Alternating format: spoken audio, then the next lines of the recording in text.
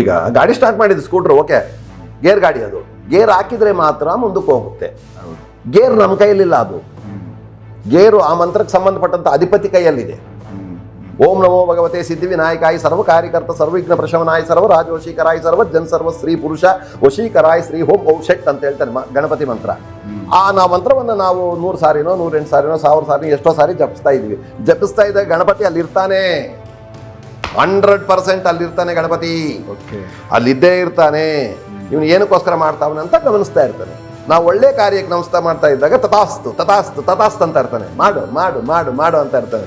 ನಾವು ಕೆಟ್ಟದ್ದು ಮಾಡ್ತೀವಿ ಅಂತ ಇಟ್ಕೋ, ಅಲ್ಲಿ ಅವನು ಕಲ್ದಿರ್ತಾನೆ, ಸೈಲೆಂಟ್ ಆಗಿರ್ತಾನೆ. ಮಾಡು ಮಾಡು ಮಾಡು ಮಾಡು, ಅವ್ರು ಹೋಗಲ್ಲ, ಗಾಡಿ ಹೋಗಲ್ಲ ಮುಂದಕ್ಕೆ. ಇದು ಮಾಂತ್ರಿಕನ ವಿಚಾರ. ರಿಯಲಿ ಅವರು ಏನು ಮಾಡ್ತಾ ಇದ್ರು ಅಂದರೆ ಆ ಮೂಲಿಕೆಗಳನ್ನು ತನ್ನ ಹತ್ರ ಇಟ್ಕೊಂಡು ಹೊರಡ್ತಾ ಇದ್ರು. ಹುಲಿ ಆಗಬಹುದು, ಸಿಂಹ ಆಗಬಹುದು, ಚಿರತೆ ಆಗಬಹುದು. ಇವ್ರ ಮೇಲೆ ಬೀಳ್ತಾ ಇರಲಿಲ್ಲ. ಅದು ಇವ್ರನ್ನ ಕಂಡ ತಕ್ಷಣ ಅದೇ ಸೈಡ್ಗೆ ಓಡೋಗ್ತಾ ಇತ್ತು. ಸ್ತಂಭನ ವಿದ್ಯೆ ಅಂತ ಹೇಳ್ತಾರೆ. ಸ್ತಂಭನ ಅಂದರೆ ಸೈಲೆಂಟ್. ಉತ್ತರಾಣಿಯಲ್ಲಿ 3 ವಿಧಾನ. ನೀಲಿ ಉತ್ತರಾಣಿ ಒಂದಿದೆ, ಕೆಂಪುದು ಒಂದಿದೆ, ಬಿಳಿದು ಒಂದಿದೆ. ಅದರಲ್ಲಿ ನಾವೇನು ಹೇಳ್ತೀವಿ ಅಂದರೆ ಎದುರುತ್ತರಾಣಿ ಅಂತ ಒಂದು ಹೇಳ್ತೀವಿ. ಎದುರುತ್ತರಾಣಿ ಅಂದರೆ ಅದರಲ್ಲಿ ಮುಳ್ಳಿರುತ್ತೆ, ಅದೇ ಕೆಂಪುತ್ತರಾಣಿ. ಅದರ ಸೊಪ್ಪು ತಗೊಳ್ಳಿ, ಒಂದು 3-4 ಕುಡಿ ತಗೊಂಡು ಬಿಳಿ ಎಕ್ಕೆ ಗಿಡದ ಒಂದು 3 ಕುಡಿ ತಗೊಳ್ಳಿ. ಈ ಸೊಪ್ಪು ಆ ಸೊಪ್ಪು 2 ಸೊಪ್ಪುಗಳನ್ನು ಕ್ಲೀನಾಗಿ ಈ ಥರ ಇದು ಮಾಡಿಬಿಡೋದು, ಪೇಸ್ಟ್ ಥರ ಮಾಡಿಬಿಟ್ಟು ಉಜ್ಬಿಟ್ಟು ಪೇಸ್ಟ್ ಮಾಡಿಬಿಟ್ಟು ತುಂಬ ಭಯಂಕರ ಗಲಾಟೆ ಮಾಡ್ತಾ ಇರ್ತದೆ ನಾಯಿ. ಆ ನಾಯಿ ತಲೆ ಮೇಲೆ ಹಾಕ್ರಿ. ವಿತಿನ್ ಸೆಕೆಂಡ್ಸಲ್ಲಿ ತುಂಬ ಗಲಾಟೆ ಮಾಡ್ತಕ್ಕಂಥ ನಾಯಿ ಮೇಲೆ ಹಾಕ್ರಿ. ವಿತಿನ್ ಸೆಕೆಂಡಲ್ಲಿ ಸೈಲೆಂಟ್ ಆಗ್ಬಿಡ್ತೈತೆ ನಾಯಿ. ಈಗ ಪಾಪು 2 ತಿಂಗಳ ಪಾಪು ಇಲ್ಲ 1 ತಿಂಗಳ ಪಾಪು ಅಂತ ಇಟ್ಕೊಳ್ಳಿ, ಹೊಟ್ಟೆ ಊದ್ಕೊಂಡ್ಬಿಡ್ತು. ಹೊಟ್ಟೆ ಊದ್ಕೊಂಡ ತಕ್ಷಣ ಕೆಲವರು ಅಜ್ಜಿಗಳು ಈ ವಿಚಾರ ಗೊತ್ತಿರತಕ್ಕಂಥ ಒಂದು ಕೆಲಸ ಮಾಡ್ತಾರೆ. ಈ ಪಾಪು ಉಚ್ಚೆ ಬಟ್ಟೆ ಇರುತ್ತಲ್ವಾ, ಮೂತ್ರದ ಬಟ್ಟೆ, ಇದು ಕಟ್ಟಿರ್ತಾರೆ, ಲಂಗೋಟ ಕಟ್ಟಿರ್ತಾರೆ. ಆ ಬಟ್ಟೆನ ಬಿಸಿ ಮಾಡಿಬಿಟ್ಟು ಹೊಟ್ಟೆ ಮೇಲೆ ಹಾಕ್ತಾರೆ. ಹೌದಾ? ತಕ್ಷಣ ಹೊಟ್ಟೆ ನೋವು ಕಡಿಮೆ ಆಗ್ಬಿಡ್ತೈತೆ, ಹೊಟ್ಟೆ ಉಬ್ಬರ ಕಡಿಮೆ ಆಗ್ಬಿಡ್ತೈತೆ. ಇದು ಪಕ್ಕ ವಿಚಾರ. ಇದು ಅಕಸ್ಮಾತ್ ಏನಾದರೂ ಭಯ ಆದರೆ ಅಲ್ಲಿ ನಿಂತ್ಕೊಂಡು ಉಚ್ಚ ಇದ್ಬಿಡ್ಬಾರೋ ಅಂತ ಹೇಳೋದು. ಮೂತ್ರ ದೇವತೆ ಅದು. ಈ ಮೂತ್ರ ದೇವತೆಯನ್ನು ಕಂಡ್ರೆ ಆ ಗ್ರಹಕ್ಕೆ ಭಯ. ರೈಟ್. ಅದು ಆ ಬಣ್ಣಗಳಿಗೆ ಶಕ್ತಿ ಇದೆಯಲ್ವಾ, ಒಂದೊಂದು ಬಣ್ಣಕ್ಕೆ ಒಂದೊಂದು ರೀತಿಯಾದಂಥ ಶಕ್ತಿ ಇದೆ. ಬರೀ ಅರಿಶಿನ ಇಡಿ ಒಂಥರ ಇರ್ತದೆ, ಕುಂಕುಮ ಇಡಿ ತಕ್ಷಣ ಏನೋ ಒಂದು ಕಳೆ ಬರುತ್ತೆ. ಏನಾದ್ರ ಅರ್ಥ? ಆಕರ್ಷಣೆ ಮಾಡುತ್ತೆ, ಏನೋ ಒಂದಲ್ಲಿ ಕೊಡುತ್ತೆ. ಈಗ ನಾವು ಒಂದು ಕಲ್ಲಿಗೆ 1-2 ಕಣ್ಣಿಟ್ಟು ಸ್ವಲ್ಪ ಅರಿಶಿನ ಹಚ್ಚಿ ಒಂದು ಬಟ್ಟೆ ಇಟ್ರಿ ಕೆಂಪ, ಒಂದು ವ್ಯಕ್ತಿನೇ ಬಂದು ಏನೋ ಒಂದು ರೀತಿಯಾದಂಥ ಒಂದು ಆಕರ್ಷಣೆ ಬರ್ತೈತೆ. ಅಲ್ಲಿ ನಮ್ಮಲ್ಲಿ ಇರ್ತಕ್ಕಂಥ ಚೈತನ್ಯ ಹಾ ಅಂತೈತೆ. ಏನಪ್ಪ ಇದು ಹಾ ಅಂತೈತೆ, ಗಮನಿಸುತ್ತಲ್ವಾ? ಇದು ಗಮನಿಸ್ಬೇಕಾದ್ರೆ ಈಗ ಮಕ್ಕಳು ಕಡಿಮೆ ಮನೆಗಳಲ್ಲಿ 1 or 2 ಅಷ್ಟೇ. 50 ವರ್ಷದಿಂದ ಒಂದೊಂದು ಮನೆಯಲ್ಲಿ 10 ಮಕ್ಕಳು, 8 ಮಕ್ಕಳು, 6 ಮಕ್ಕಳು, 3 ಮಕ್ಕಳು, 5-6 ಜನ. ಒಂದು ಮಕ್ಕಳು ಹೊಟ್ಟೆಯಲ್ಲಿ ಇರ್ತವೆ, ಒಂದು ಮಕ್ಕಳು ತೊಟ್ಲಲ್ಲಿ ಇರ್ತವೆ, ಒಂದು ಮಗು ಓಡಾಡ್ತಾ ಇರ್ತೈತೆ, ಇನ್ನೊಂದು ಮಗು ಸ್ಕೂಲ್ಗೆ ಹೋಗಿರ್ತೈತೆ. ಈ ರೀತಿಯಾದಂಥ ಸಂಸಾರ.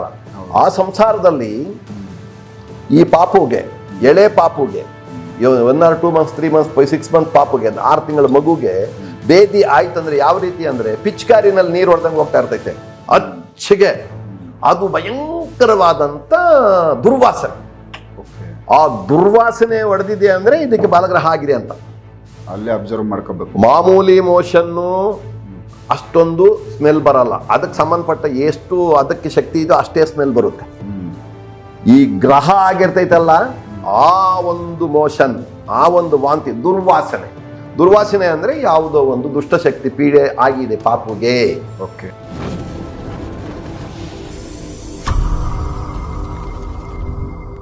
ನಮಸ್ಕಾರ ಅರವಿಂದ್ ಸಾಹೇಬ್ರು. ನಮಸ್ಕಾರ. ಹೇಗಿದ್ದಾರೆ? ನಮ್ಮ ರೀತಿಯಾದಂಥ ವೈದ್ಯರಲ್ಲ ನಿಮ್ಮಲ್ಲಿ? ಎಲ್ಲರೂ ಆರಾಮವ್ರೆ. ಎಲ್ಲ ಆರಾಮಿದ್ದಾರೆ. ನಿಮ್ಮ ಯೋಗಕ್ಷೇಮ ಕೇಳ್ತಾರೆ ಎಲ್ಲರೂ. ದೇವರಾಜಣ್ಣವ್ರು ಹೆಂಗವ್ರೆ ಅಂತ. ಸೊ ನಿಮ್ಮ ವಿಚಾರಗಳನ್ನ ಇಷ್ಟಪಡ್ತಾರೆ. ಕೆಲವೊಂದು ವಿಚಾರಗಳಲ್ಲಿ ಸತ್ಯ ಎಲ್ಲಿದೆ ಅದನ್ನೇ ಒರಿಜಿನಲ್ ವಿಚಾರ ಮಾತಾಡ್ಬಿಡ್ತೀರ. ಅದು ಕೇಳೋರಿಗೆ ತುಂಬ, ಅದರಲ್ಲೂ ವಿದ್ಯಾವಂತರು ಯಾರು ವಿದ್ಯೆ ಕಲ್ತಿರ್ತಾರೆ ಅವ್ರಿಗೆ ಇಷ್ಟ ಆಗುತ್ತೆ ನಿಮ್ಮ ಮಾತು. ಅದನ್ನೇ ಹೇಳ್ಬೇಕಲ್ವಾ? ಅದನ್ನೇ ತಾನೇ ಬೇಕಾಗಿರೋದು. ಸತ್ಯಾಸತ್ಯತೆ ತಾನೇ ಬೇಕು. ಬೇರೆ ವಿಚಾರ ಬೇರೆ. ಬಟ್ ಏನಿದೆ ಈ ಭೂತವೈದ್ಯ ಅಂದರೆ ಏನು, ಅದಕ್ಕೆ ಸಂಬಂಧಪಟ್ಟಂಥ ವಿಚಾರಗಳೇನು, ಹೌದು, ಈ ರೀತಿಯಾಗಿ ನಾವು ಪಬ್ಲಿಕಲ್ಲಿ ಮಾತಾಡ್ತಾ ಇದ್ದೀವಿ, ಬೇರೆಯವ್ರಿಗೆ ಏನು ಅನುಕೂಲ ಆಗುತ್ತೆ, ಯಾರಿಗೇನೇನು ಗೊಂದಲಗಳಿದ್ದಾವೆ ಐತೆ, ಆ ಗೊಂದಲಗಳಿಗೆ ಸಂಬಂಧಪಟ್ಟಂಥ ವಿಚಾರಗಳು ನಾವು ಮಾತಾಡ್ಬೇಕು ಅಷ್ಟೇ ಅಲ್ವಾ. ಬೇರೆ ಏನೇನೋ ಮಾತಾಡೋದ್ರಿಂದ ಸಭ್ಯತೆ ಅನ್ಸಲ್ವಲ್ಲ, ಉಪಯೋಗ ಆಗಲ್ಲ, ಸಭ್ಯತೆ ಅನ್ಸಲ್ಲ, ಉಪಯೋಗನೂ ಆಗಲ್ಲ, ಸಭ್ಯತೆನೂ ಅನ್ಸಲ್ಲ. ಅದೆಲ್ಲ ಯಾಕೆ ಮಾತಾಡಬೇಕು? ಈಗ ಕೆಲವರು ಮಹನೀಯರೆಲ್ಲ ಒಂದು ಇದಕ್ಕೆ ಸಂಬಂಧಪಟ್ಟಂತ ಗ್ರಂಥಗಳು ಬೇಕಾದಷ್ಟು ಬರೆದಿದ್ದಾರೆ. ಆ ಬರೆದಿರ್ತಕ್ಕಂಥವರೆಲ್ಲನೂ ಅಷ್ಟೇ ತಾನೇ ಬರೆದಿದ್ದಾರೆ. ಈ ರೀತಿ ಇರುತ್ತೆ, ಈ ರೀತಿ ಇರುತ್ತೆ, ಈ ರೀತಿ ಗ್ರಹ ಅಂದ್ರೆ ಏನು, ಭೂತ ಅಂದ್ರೆ ಏನು, ಪಿಚಾಚಿ ಅಂದ್ರೆ ಏನು, ಬಾಲಗ್ರಹ ಅಂದ್ರೆ ಏನು, ಮಾಟ ಅಂದ್ರೆ ಏನು, ಮಂತ್ರ ಅಂದ್ರೆ ಏನು, ಏನು ಪ್ರಯೋಗ ಅಂದ್ರೆ ಏನು, ಪ್ರಯೋಗ ಏನು ಮಾಡ್ತೈತೆ, ಮತ್ತೆ ನೆಕ್ಸ್ಟ್ ಗಿಡಮೂಲಿಕೆಗಳು ಏನು, ಮೂಲಿಕೆಗಳಿಂದ ಏನೇನು ಕೆಲಸಗಳು ಆಗಬಹುದು, ಏನೇನು ಮಾಡಬಹುದು, ಏನು ಎತ್ತ ಅಂತೆಲ್ಲ ಕೆಲವು ವಿಚಾರಗಳು ಮಹನೀಯರು ಬರೆದಿಟ್ಟಿದ್ದಾರೆ. ಈಗ ಇಂದಿನ ಅವರು ಒಂದು ಕಾಡು ಪ್ರವೇಶ ಮಾಡ್ತಾ ಇದ್ರು. ಕಾಡಲ್ಲಿ ಓಡಾಡಬೇಕಾದ್ರೆ ಕ್ರೂರ ಮೃಗಗಳಿದ್ದು ಅಲ್ಲಿ ಹುಲಿ, ಚಿರತೆ, ಸಿಂಹ, ಕಾಡನಾಯಿ, ಇನ್ನೊಂದು ಮತ್ತೊಂದು ಮಾನವರ ಮೇಲೆ ಬೀಳ್ತಕ್ಕಂಥ ಒಂದು ಪ್ರಾಣಿಗಳು ಮಾನವರ ಮೇಲೆ ಬೀಳ್ತಕ್ಕಂಥ ಎಲ್ಲ ಚಿಕ್ಕದನ್ನ ದೊಡ್ಡದು ತಿನ್ಕೊಂಡು ಹೋಗೋದೇ ತಾನೆ. ಅದೇ ರೀತಿಯಾದಂಥ ಆ ಮೃಗಗಳನ್ನ ಕಂಟ್ರೋಲ್ ಮಾಡ್ತಕ್ಕಂಥ ಗಿಡಮೂಲಿಕೆಗಳು ವಿದ್ಯೆ ಇತ್ತು. ಕಂಟ್ರೋಲ್ ಮಾಡ್ತಕ್ಕಂಥ ಗಿಡಮೂಲಿಕೆ ವಿದ್ಯೆ ಇತ್ತು. ಮೂಲಿಕೆಗಳ ಬಗ್ಗೆ ಒಂದಷ್ಟು ತಿಳಿಸಿ ಮತ್ತೆ. ಅಲ್ಲಲ್ಲ, ಖಂಡಿತ ಇತ್ತು. ಈಗ ಅವರು ಏನ್ ಮಾಡ್ತಾ ಇದ್ರು ಅಂದ್ರೆ ಆ ಮೂಲಿಕೆಗಳನ್ನ ತನ್ನ ಹತ್ರ ಇಟ್ಕೊಂಡು ಹೊರಡ್ತಾ ಇದ್ರು. ಹುಲಿ ಆಗಬಹುದು, ಸಿಂಹ ಆಗಬಹುದು, ಚಿರತೆ ಆಗಬಹುದು, ಇವ್ರ ಮೇಲೆ ಬೀಳ್ತಾ ಇರ್ಲಿಲ್ಲ. ಅದು ಇವ್ರನ್ನ ಕಂಡ ತಕ್ಷಣ ಅದೇ ಸೈಡ್ಗೆ ಓಡೋಗ್ತಾ ಇತ್ತು. ಸ್ತಂಭನ ವಿದ್ಯೆ ಅಂತ ಹೇಳ್ತಾನೆ. ಸ್ತಂಭನ ಅಂದ್ರೆ ಸೈಲೆಂಟ್, ಸ್ತಂಭನ ಅಂದ್ರೆ ಸೈಲೆಂಟ್ ಆಗಿರತಕ್ಕಂಥದ್ದೇ ಸ್ತಂಭನ. ಇವಾಗ ನದಿ ಹರಿತಾ ಇದೆ, ಹೋಗ್ತಾ ಇದೆ, ಅದು ನಿಂತ್ಕೊಂಡ್ರೆ ಏನಾಗ್ತದೆ, ಸ್ತಬ್ಧ. ಹೌದು, ಸ್ತಂಭನ.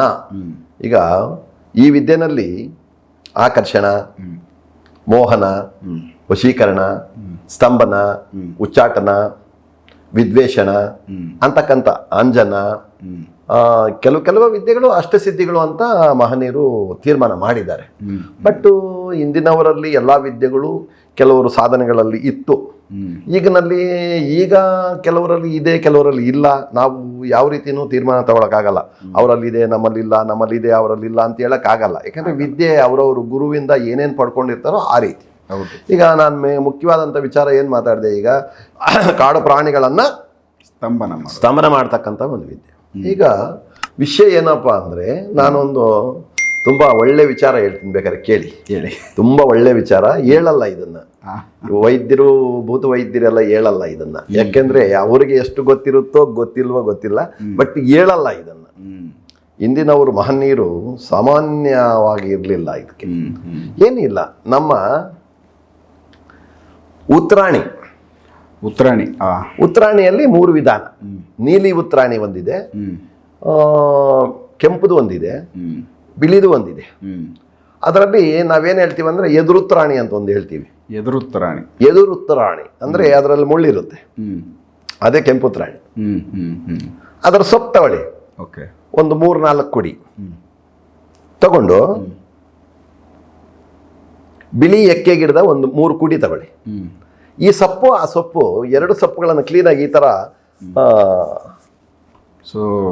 ಇದು ಮಾಡ್ಬಿಡೋದು, ಪೇಸ್ಟ್ ತರ ಮಾಡಿಬಿಟ್ಟು ಉಜ್ಬಿಟ್ಟು ಪೇಸ್ಟ್ ಮಾಡಿಬಿಟ್ಟು ತುಂಬಾ ಭಯಂಕರ ಗಲಾಟೆ ಮಾಡ್ತಾ ಇರ್ತದೆ ನಾಯಿ.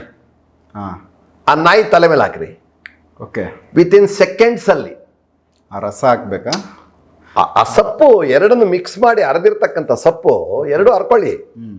ಈ ಸೊಪ್ಪು ಆ ಸೊಪ್ಪು 2 ಸೊಪ್ಪು ಮೂಲಿಕೆಗಳು. ಅಂದ್ರೆ ಆ 2 ಮೂಲಿಕೆಗಳನ್ನ ಇನ್ನೊಂದು ಅದಕ್ಕೆ ಸಂಬಂಧಪಟ್ಟಂತ ಒಂದು ಇದೆ, ಅದನ್ನ ನಾನು ಇಲ್ಲಿ ನಿಮ್ಮ ಎದುರಲ್ಲಿ ಬಚ್ಚಿಡ್ತೀನಿ. ಯಾಕೆ ಬಚ್ಚಿಡ್ತೀನಿ ಅಂದ್ರೆ ಅದನ್ನ ಸೇರಿಸಿದಾಗ ಬೇರೆ ಬೇರೆ ಅನಾಹುತಗಳಾಗ್ತವೆ. ಅದು ಬೇಡ. ಅದು ಯಾಕಂದ್ರೆ ಮನುಷ್ಯರಿಗೂ ಆಗುತ್ತೆ ಅದು. ಆ ರೀತಿಯಾಗಿ ಅದು ಒಂದು ಪಾಯಿಂಟ್ ಇಟ್ಟಿರ್ತೀನಿ. ಈ 2 ಸೊಪ್ಪುಗಳನ್ನ ತುಂಬಾ ಗಲಾಟೆ ಮಾಡ್ತಕ್ಕಂಥ ನಾಯಿ ಮೇಲೆ ಹಾಕ್ರಿ. ವಿತಿನ್ ಸೆಕೆಂಡಲ್ಲಿ ಸೈಲೆಂಟ್ ಆಗ್ಬಿಡ್ತೈತೆ ನಾಯಿ, ಸ್ತಮನವಾಗ್ಬಿಡ್ತೈತೆ. ಅದೇ ರೀತಿ ಇಂದಿನವರು ಒಂದು ಕಾಡು ಪ್ರವೇಶ ಮಾಡಬೇಕಾದ್ರೆ, ಕಾಡಲ್ಲಿ ಒಳಗಡೆ ಹೋಗ್ಬೇಕಾದ್ರೆ ಈ ಮೂಲಿಕೆಗಳ ಸಹಾಯದಿಂದಾನೇ ಅವರು ಕಾಡು ಒಳಗಡೆ ಧೈರ್ಯವಾಗಿ ಹೋಗ್ತಾ ಇದ್ದಿದ್ದು. ಮೂಲಿಕೆಗೆ ಎಷ್ಟೊಂದು ಪವರ್ ಇದೆ ಅಂದ್ರೆ ಅಷ್ಟೊಂದು ಪವರ್ ಇದೆ. ಸ್ತಂಭನವಾಗ್ಬಿಡ್ತೈತೆ ಪ್ರಾಣಿ. ಈಗ ನೀವು ಚೆಕ್ ಮಾಡ್ಕೊಳ್ಳಿ. ಈಗ ನಿಮ್ಮ ಮನೆ ಹತ್ರ ಯಾವ್ದಾದ್ರು ತುಂಬಾ ಗಲಾಟೆ ಮಾಡೋ ನಾಯಿ ಇದ್ರೆ ಅದನ್ನ ಹಾಕ್ಬಿಟ್ಟು ನನ್ಗೆ ಹೇಳ್ರಿ, ಗುರುಗಳೇ ಈ ತರ ಮಾಡಿದೆ ಅಂತ. ಅಷ್ಟೊಂದು ಪವರ್ಫುಲ್ ಮೂಲಿಕೆಗಳಿದ್ದಾವೆ. ಆ ರೀತಿಯಾಗಿ ಭೂತವೈದ್ಯಕ್ಕೆ ಸಂಬಂಧಪಟ್ಟಂತ ಬೇಕಾದಷ್ಟು ಮೂಲಿಕೆಗಳು ಎಷ್ಟು ಇದ್ದಾವೋ, ಲಕ್ಷೋಪಲಕ್ಷ ಮೂಲಿಕೆಗಳಿದ್ದಾವೆ. ಮೂಲಿಕೆಗಳು ಮಂತ್ರಗಳು ಎರಡೂ ಸೇರಿದ್ರೆ ಮಾತ್ರನೇ ಪ್ರಯೋಗ ನಡೆಯೋದು, ಇಲ್ಲದ್ರೆ ನಡೆಯಲ್ಲ. ಸರಿ, ಬರೀ ಮೂಲಿಕೆ ಇಟ್ಕೊಂಡ್ರೆ ಆಗಲ್ಲ, ಮೂಲಿಕೆ ಇಟ್ಕೊಂಡ್ರೂ ಆಗಲ್ಲ, ಬರೀ ಮಂತ್ರ ಇಟ್ಕೊಂಡ್ರೂ ಆಗಲ್ಲ. ಎರಡೂ ಮ್ಯಾಚ್ ಆಗ್ಬೇಕದು, ಎರಡು ಮೂಲಿಕೆ ಮತ್ತು ಮಂತ್ರ. ಈಗ ಯಾವುದೇ ಒಂದು ಬಾಲಗ್ರಹ ಒಂದು ತಾಯ್ತ ಕಟ್ಬೇಕಾದ್ರೆ ಒಂದು ಮಗುವಿಗೆ ಬಾಲಗ್ರಹ ಅದೊಂದು ಗ್ರಹ ಏನ್ ಹೇಳ್ತಾನೆ, ಆ ಪುಸ್ತಕದಲ್ಲಿ ಪೂರ್ತಿಯಾಗಿ ವಿವರಣೆ ಕೊಡ್ತಾರೆ. ಯಾರು? ನಮ್ಮ ತೋಟಪೈ ಶಾಸ್ತ್ರಿಗಳು. ಏನಂತ ಕೊಡ್ತಾರೆ? 1ನೇ ತಿಂಗಳಕ್ಕೆ ಇಂಥ ಗ್ರಹ ಮಗುವನ್ನ ಇಟ್ಕೊಳ್ಳುತ್ತೆ ಅಂದ್ರೆ, ಇಟ್ಕೊಂಡಾಗ ಏನಾಗುತ್ತೆ, ಮಗು ಹಾಲು ಕುಡಿತಾ ಇರ್ತಕ್ಕಂಥ ಮಗು ತಕ್ಷಣ ಹಾಲು ಬಿಟ್ಬಿಡ್ತೈತೆ, ಹಾಲು ಕುಡಿಯಲ್ಲ. ತೊಟ್ಲಲ್ಲಿ ಮಲಗಿಸಿದ್ರೆ ಮಲಗಲ್ಲ, ಬೆಚ್ಚ ಬಿದ್ದು ಕಿರ್ಚುತ್ತೆ. ಮತ್ತೆ ನಾವು ಎಷ್ಟೇ ಎತ್ಕೊಂಡು ಅದನ್ನ ಸುಧಾರಿಸಿದ್ರು ಅದು ಸುಧಾರಣೆ ಆಗಲ್ಲ. ಹಾಸ್ಪಿಟ್ಲಿಗೆ ತಗೊಂಡು ಹೋಗ್ತೀವಿ, ಏನೇನೋ ಮಾಡ್ತೀವಿ, ಮತ್ತೆ ಮಂತ್ರ ಹಾಕ್ಸ್ತೀವಿ, ವೈದ್ಯರ ಹತ್ರ ತಗೊಂಡು ಹೋಗ್ತೀವಿ. ಮತ್ತೆ ಮನೆ ವೈದ್ಯ ನಮಗೆ ಬೇಕಾಗಿರೋದು, ನಮಗೆ ಗೊತ್ತಿರೋದು, ನಮ್ಮ ಅಳಬರು, ನಮ್ಮ ಅಜ್ಜಿಗಳು, ತಾತನವ್ರು ಏನೇನು ಗೊತ್ತಿರೋ ಎಲ್ಲ ಮಾಡಿದ್ರು ಸರಿ ಹೋಗಲ್ಲ, ಒದಾಡ್ತಾ ಇರ್ತದೆ ಪಾಪು. ಅದಕ್ಕೆ ಏನಪ್ಪ ಅಂದ್ರೆ ವಿಚಿತ್ರವಾದಂತ ಯಾವುದೋ ಒಂದು ಗ್ರಹ, ಯಾಕಂದ್ರೆ ಬಾಲಗ್ರಹ ಪುಸ್ತಕನ ಹೆಸರೇನೆ ಬಾಲಗ್ರಹ ಪುಸ್ತಕ, ಚಿಕಿತ್ಸೆ ಅದು. ಆ 1ನೇ ತಿಂಗಳಲ್ಲಿ ಒಂದು ಗ್ರಹ. ಈ ರೀತಿಯಾಗಿ 12 ತಿಂಗಳು 12 ಗ್ರಹಗಳು ಪಾಪು ನೀಡ್ಕೊಳ್ಳುತ್ತೆ. ಅದಕ್ಕೆ ಏನ್ ಹೇಳ್ತೀವಿ ನಾವು, ತಕ್ಷಣ ನಾವು ಪಾಪುವನ್ನ ನೋಡ್ಕೊಂಡ್ರೆ ಮಗು ನಮ್ಮದು, ಇಲ್ಲ ಅಂದ್ರೆ ಮಗುನ ನಾವು ಕಳ್ಕೊಂತೀವಿ ಅಂತ ಸಹಿತನೂ ಬರೀತಾರೆ ಅವ್ರೆ. ಯಾಕೆ ಅಂದ್ರೆ ಆ ಒಂದು ಸಣ್ಣ ಪುಟ್ಟ ಪಾಪು 1 ತಿಂಗಳು 2 ತಿಂಗಳು 3 ತಿಂಗಳು ಪಾಪು 10 ಸಾರಿ ವಾಂತಿ ಆಗಿ 10 ಸಾರಿ ಬೇದಿ ಆದ್ರೆ ಇರುತ್ತಾ? ಸುಸ್ತಾಗಿ ಇರುತ್ತಾ? ಈಗಿನ ಕಾಲಕ್ಕೆ ತಕ್ಷಣ ಗ್ಲೂಕೋಸ್ ಹಾಕೊಂಡು ಏನೋ ಮಾಡ್ತೀವಿ, ಆಗ ಕಷ್ಟ ಆಗೋದು. ಹಿಂದೆ 100 ವರ್ಷಗಳಲ್ಲಿ ಯಾರು ಪಾಪಕ್ಕೆ ಗ್ಲೂಕೋಸ್ ಹಾಕ್ತಾ ಇದ್ದವರು? ಒಂದು ಇರಲೇ ಇಲ್ಲ, ಕಾನ್ಸೆಪ್ಟೇ ಇರಲಿ. ಎಲ್ಲಿತ್ತು? ಹಾಕೋದಿಲ್ಲ. ಅಂತ ಡಾಕ್ಟರ್, ಉತ್ತೀರ್ಣವಾದಂಥ ಡಾಕ್ಟರ್, ಆ ನರ ನೋಡಿ ಗ್ಲೂಕೋಸ್ ಹಾಕ್ತಕ್ಕಂಥ ಡಾಕ್ಟರ್ ಎಲ್ಲಿದ್ರು ಅವಾಗ? ಇರಲಿಲ್ಲ. ಎಷ್ಟು ಭಯ ಅವಾಗ. ಎಲ್ಲಿ ಸಿಗುತ್ತೆ ನರ ಆ ಪಾಪುಗೆ? ಅಂದರೆ ಹೊಟ್ಟೆ ಊದ್ಕೊಬಿಡುತ್ತೆ. 1 ತಿಂಗಳು ಪಾಪು ಹೊಟ್ಟೆ ಊದ್ಕೊಂಡ್ಬಿಟ್ಟು ಹಾಲು ಕುಡ್ದಿಲ್ಲ, ಅಳ್ತಾ ಇದೆ ಅಂದ್ರೆ ಏನು ಓಡುತ್ತೆ? ತಲೆ ಓಡುತ್ತೆ ತಂದೆ ತಾಯಿಗಾಗೆ, ಅಜ್ಜಿ ತಾತನ್ಗೆ ಯಾರಿಗಾದ್ರೂ ಓಡುತ್ತಾ? ಆವಾಗ ತಕ್ಷಣ ಮನೆ ವೈದ್ಯ, ಮನೆ ಮದ್ದು, ಮತ್ತೆ ಮಾಂತ್ರಿಕರ ಈ ಒಂದು ಬಾಲಗ್ರಹ ಚಿಕಿತ್ಸೆ ಅದನ್ನ ಮಾಡಿ ಅದಕ್ಕೆ ಸಂಬಂಧಪಟ್ಟಂತ ಒಂದು ಚಕ್ರ, ಆ ಚಕ್ರದಲ್ಲಿ ಯಾವ್ಯಾವ ರೀತಿಯಂತ ಬೀಜಾಕ್ಷರಗಳು, ಅದಕ್ಕೆ ಆಗ್ತಕ್ಕಂಥ ಮೂಲಿಕೆಗಳು. ಏನು ಮೂಲಿಕೆಗಳು? ಬಿಳಿ ಸಾಸಿವೆ ಆಗಬಹುದು, ಭುಜಪತ್ರೆ ಆಗಬಹುದು, ಜಟಾಮಾಸಿ ಆಗಬಹುದು, ಇನ್ನೂ ಕೆಲವು ಮೂಲಿಕೆಗಳು, ಮತ್ತೆ ನಮಗೆ ಸಿಗ್ತಕ್ಕಂಥ ಮೂಲಿಕೆಗಳು ಗರಿಕೆ ಆಗಬಹುದು. ಈ ಗಣಪತಿಗೆ ಹೋಲಿಸ್ತಾನೆ ಗರಿಕೆಯನ್ನ. ಗರಿಕೆ ಬೇಕೇ ಬೇಕು ಗಣಪತಿ. ಅದೇ ರೀತಿಯಾಗಿ ಬಿಳಿ ಎಕ್ಕ, ಅದು ಸಹಿತ ಗಣಪತಿಗೆ ಸಂಬಂಧಪಟ್ಟಂಥದ್ದು. ಇನ್ನು ಬೇರೆ ಬೇರೆ ಒಂದು ಗಿಡಮೂಲಿಕೆಗಳು ಅದರಲ್ಲಿ ಇಟ್ಟು ಸ್ವಲ್ಪ ಒಂದೊಂದು ಚೂರು ಅದರಲ್ಲಿ ಇಟ್ಟು ಆ ಚಕ್ರವನ್ನು ಬರೆದು ಅದಕ್ಕೆ ಅನುಷ್ಠಾನ ಮಾಡಿ ಅದಕ್ಕೊಂದು ತಾಯ್ತ ರೀತಿ ರೆಡಿ ಮಾಡಿ ಕರಳಿಗೆ ಒಂದು ರಕ್ಷಾಬಂಧನ ಅಂತ ಕಟ್ಟಿ ಒಂದು ಮಂತ್ರ ಹಾಕಿ ಏನೇನು ಮಾಡಿದ ತಕ್ಷಣ ಮಗು ಒಂದು 5 hours ಅಲ್ಲಿ, ಒಂದು 5 ಗಂಟೆಗಳ ಸಮಯದಲ್ಲಿ ಮಗು ಚೇತರಿಸ್ಬಿಡ್ತದೆ. ಇದು ಕೆಲಸ ಮಾಡ್ತಿಲ್ಲಿ. ಖಂಡಿತ ಖಂಡಿತ ಖಂಡಿತ. ಅಂದ್ರೆ ಇದೆಲ್ಲ ಬೇಕು. ಅದು ಬಾಲಗ್ರಹ ಅಂತ ಹೇಳ್ತಾರೆ. ಗ್ರಹ ಅಂದ್ರೆ ಅದು ಒಂದು ಆತ್ಮದ ಶಕ್ತಿನೇ ಆ ಮಗುಗೆ ತೊಂದರೆ ಕೊಡ್ತಾ ಇರುತ್ತಾ? ಏನ್ ಹೇಳ್ತೀವಿ ಇಲ್ಲಿ? ಈಗ ಯಕ್ಷಣಿಗಳು, ಭೂತಗಳು, ಪ್ರೇತಗಳು, ಪಿಚಾಚಿಗಳು ಏನಿದೆಯೋ ಅದೇ ರೀತಿಯಾದಂಥ ಈ ಗ್ರಹ, ಅದಕ್ಕೆ ಗ್ರಹಗಳೇ ಅಂತ ಹೇಳ್ಬಿಟ್ರು ಅವರು. ಅದ್ರ ಹೆಸರೇ ಗ್ರಹ. ಅದಕ್ಕೆ ಹೆಸರೇ ಗ್ರಹಗಳು. ಯಾಕಂದ್ರೆ ಗ್ರಹ ಆಗಿದೆ, ಗ್ರಹ ಹಿಡ್ಕೊಂಡಿದೆ, ಅದ್ರ ಹೆಸರೇ ಗ್ರಹ. ಈಗ ಭೂತ, ಪ್ರೇತ, ಆತ್ಮ, ದೆವ್ವ, ಈ 4 ಒಂದಕ್ಕೆ, 4 ಹೆಸರುಗಳು ಒಂದಕ್ಕೆ ಸಂಬಂಧಪಟ್ಟಿದೆ. ಇದು ಆತ್ಮ. ಈ ಗ್ರಹಗಳು ಬೇರೆ, ಯಕ್ಷಿಣಿಗಳೇ ಬೇರೆ. ಯಕ್ಷಿಣಿಗಳು ನಾವು ನೋಡಕ್ಕಾಗಲ್ಲ. ಯಕ್ಷಿಣಿಯನ್ನ ನಾವು ನೋಡ್ಬೇಕಾದ್ರೆ ಈಗ ಕರ್ಣ ಯಕ್ಷಿಣಿ, ಭೂತ ಯಕ್ಷಿಣಿ, ಪ್ರೇತ ಯಕ್ಷಿಣಿ, ಶ್ವೇತ ಅರ್ಕ ಯಕ್ಷಿಣಿ, ಕರ್ಣ ಯಕ್ಷಿಣಿ, ಈ ತರ ಕರ್ಣಪಿಚಾಚಿ, ಈ ಕುಟ್ಟಿ ಶೈತಾನು, ಈ ಕೆಲವೆಲ್ಲ ಏನು ಇದೆಯೋ ರೂಢಿಯಲ್ಲಿ, ಕೆಲವು ಏನೇನು ರೂಢಿ. ಈಗ ಒಂದೊಂದು ಪ್ರಾಂತ್ಯದಲ್ಲಿ ಒಂದೊಂದು ಹೆಸರಿದೆ, ಒಂದೊಂದು ದೇವರಿಗೆ ಒಂದೊಂದು ರೀತಿಯಾದಂಥ ಹೆಸರುಗಳಿದ್ದಾವೆ. ಈಗ ಮಲೆನಾಡೆ ಒಂದು ರೀತಿ, ನಮ್ಮ ನಾಡೆ ಒಂದು ರೀತಿ, ಆಂಧ್ರ ಒಂದು ರೀತಿ, ತಮಿಳುನಾಡು ಒಂದು ರೀತಿ, ಈ ರೀತಿ ಇದ್ದಾವೆ. ಆದರೆ ಈ ವಿಚಾರಗಳು ಗ್ರಹಗಳಂದಾಗ ಇವು ಈ ಪಾಪುಗಳನ್ನು ಎಳೆ ಮಕ್ಕಳನ್ನು ಇಡ್ಕೊಂತಕ್ಕಂಥ ಒಂದು ಗ್ರಹಗಳು. 12 ತಿಂಗಳು 12 ಗ್ರಹಗಳು ಮಗುವಿಗೆ ತೊಂದರೆ ಕೊಡುತ್ತೆ. ಈಗ ಜಾತಕ ಬರಿಬೇಕಾದ್ರೆ ಪಾಪು ಹುಟ್ಟಿದೆ, ಡೇಟ್ ಆಫ್ ಬರ್ತ್ ಕೊಟ್ಟು ಸಮಯ ಕೊಡ್ತೀವಿ ನಾವು. ಆಗಿನ ತಾತ್ಕಾಲಿಕ ಲಗ್ನ ಏನು, ಆಗಿನ ನಕ್ಷತ್ರ ಏನು, ಅದಕ್ಕೆ ಸಂಬಂಧಪಟ್ಟಂತ ವಿಚಾರ ಏನು, ಆ ಲಗ್ನಾಧಿಪತಿ ಯಾರು, ಆ ಲಗ್ನಕ್ಕೆ ಸಂಬಂಧಪಟ್ಟಂತೆ ಪಾಪು ಅವ್ರು ಬರೀತಾರೆ. ಏನಂತ ಬರೀತಾರೆ? 3 ತಿಂಗಳಲ್ಲೋ 5 ತಿಂಗಳಲ್ಲೋ 2 ತಿಂಗಳಲ್ಲೋ ಇದಕ್ಕೆ ಬಾಲಗ್ರಹ ಪೀಡ ಇದೆ, ಈ ಪೀಡೆಯನ್ನು ಪರಿಹಾರ ಮಾಡಿಕೊಂಡ್ರೆ ಮುಂದಕ್ಕೆ ಗಂಡಾಂತರಗಳಿವು. ಓಕೆ. ಹಾಂ. ಜಲಗಂಡ ಇದೆ, ಬೆಂಕಿ ಗಂಡ ಇದೆ, ವಾಹನ ಗಂಡ ಇದೆ, ಜಾತಕ ಬರೀತಾರೆ. ಈಗ ಜಾತಕದಲ್ಲಿ ಜಾತಕ ಬರೀತಕ್ಕಂಥ ಜ್ಯೋತಿಷ್ಯರು, ತಜ್ಞರು, ಈಗ ನಾವು ಓತುವೈದ್ರು, ನಮ್ಗೆ ಸಂಬಂಧಪಟ್ಟಿದ್ದಲ್ಲ ಅದು. ನಾವೇನೋ ಅಲ್ಪ ಸ್ವಲ್ಪ ತಿಳ್ಕೊಂಡಿರ್ತೀವಿ. ಜ್ಯೋತಿಷ್ಯವನ್ನು ನಾವು ಎಷ್ಟು ತಿಳ್ಕೊಂಡಿರ್ತೀವಿ ಅಂದರೆ ಆವತ್ತಿನ ದಿನಕ್ಕೆ ಸಂಬಂಧಪಟ್ಟಿದ್ದು, ವಾರ ನಕ್ಷತ್ರ ತಿಥಿಗಳಿಗೆ ಇಷ್ಟೇ ತಿಳ್ಕೊಂಡಿರ್ತೀವಿ. ಬಟ್ ಅದರಲ್ಲಿ ನಾವು ಡೀಪ್ ಆಗಿ ಹೋಗಿ ಜಾತಕವನ್ನು ಬರೆದು ಆದ ತೀರ್ಮಾನಗಳನ್ನು ಕೊಡ್ತಕ್ಕಂಥ ಶಕ್ತಿ ನಮ್ಮಲ್ಲಿ ಇರಲ್ಲ. ಯಾಕಂದ್ರೆ ನಾವು ಅಧ್ಯಯನ ಮಾಡಿರಲ್ಲ ಅದನ್ನು. ಹೌದು. ನಾವು ಈ ರೀತಿ ಹೊರಟೋಗಿರ್ತೀವಿ. ನಾವು ನಾವು ಈ ರೀತಿ ಹೊರಟೋಗಿರ್ತೀವಿ. ಯಾವ ರೀತಿ? ಈ ರೀತಿ. ನರ್ಸಿಂಗೇ ಬೇರೆ, ಸರ್ಜನ್ ಡಾಕ್ಟ್ರೇ ಬೇರೆ ಅಲ್ವಾ, ಸ್ಪೆಷಲಿಸ್ಟ್ ಆಪರೇಷನ್ನೇ ಬೇರೆ ಅಲ್ವಾ. ಹೌದು. ಆ ರೀತಿಯಾಗಿ ಅದರಲ್ಲಿ ಇರ್ತಕ್ಕಂಥ ಅವ್ರೇನು ಬರೀತಾರೆ, ಜ್ಯೋತಿಷ್ಯವನ್ನ ಈ ಪಾಪುಗೆ ಇಷ್ಟನೇ ವರ್ಷದಲ್ಲಿ ಇಂಥ ಗಂಡಾಂತರ ಇದೆ ಅಂತ ಬರೆದಿದ್ದಾರೆ. ಹೆಂಗ್ ಬರೀತಾರೆ, ಅವ್ರು ಹೆಂಗ್ ಬರೀತಾರೆ ಅಂತ ಕೇಳಬಹುದು.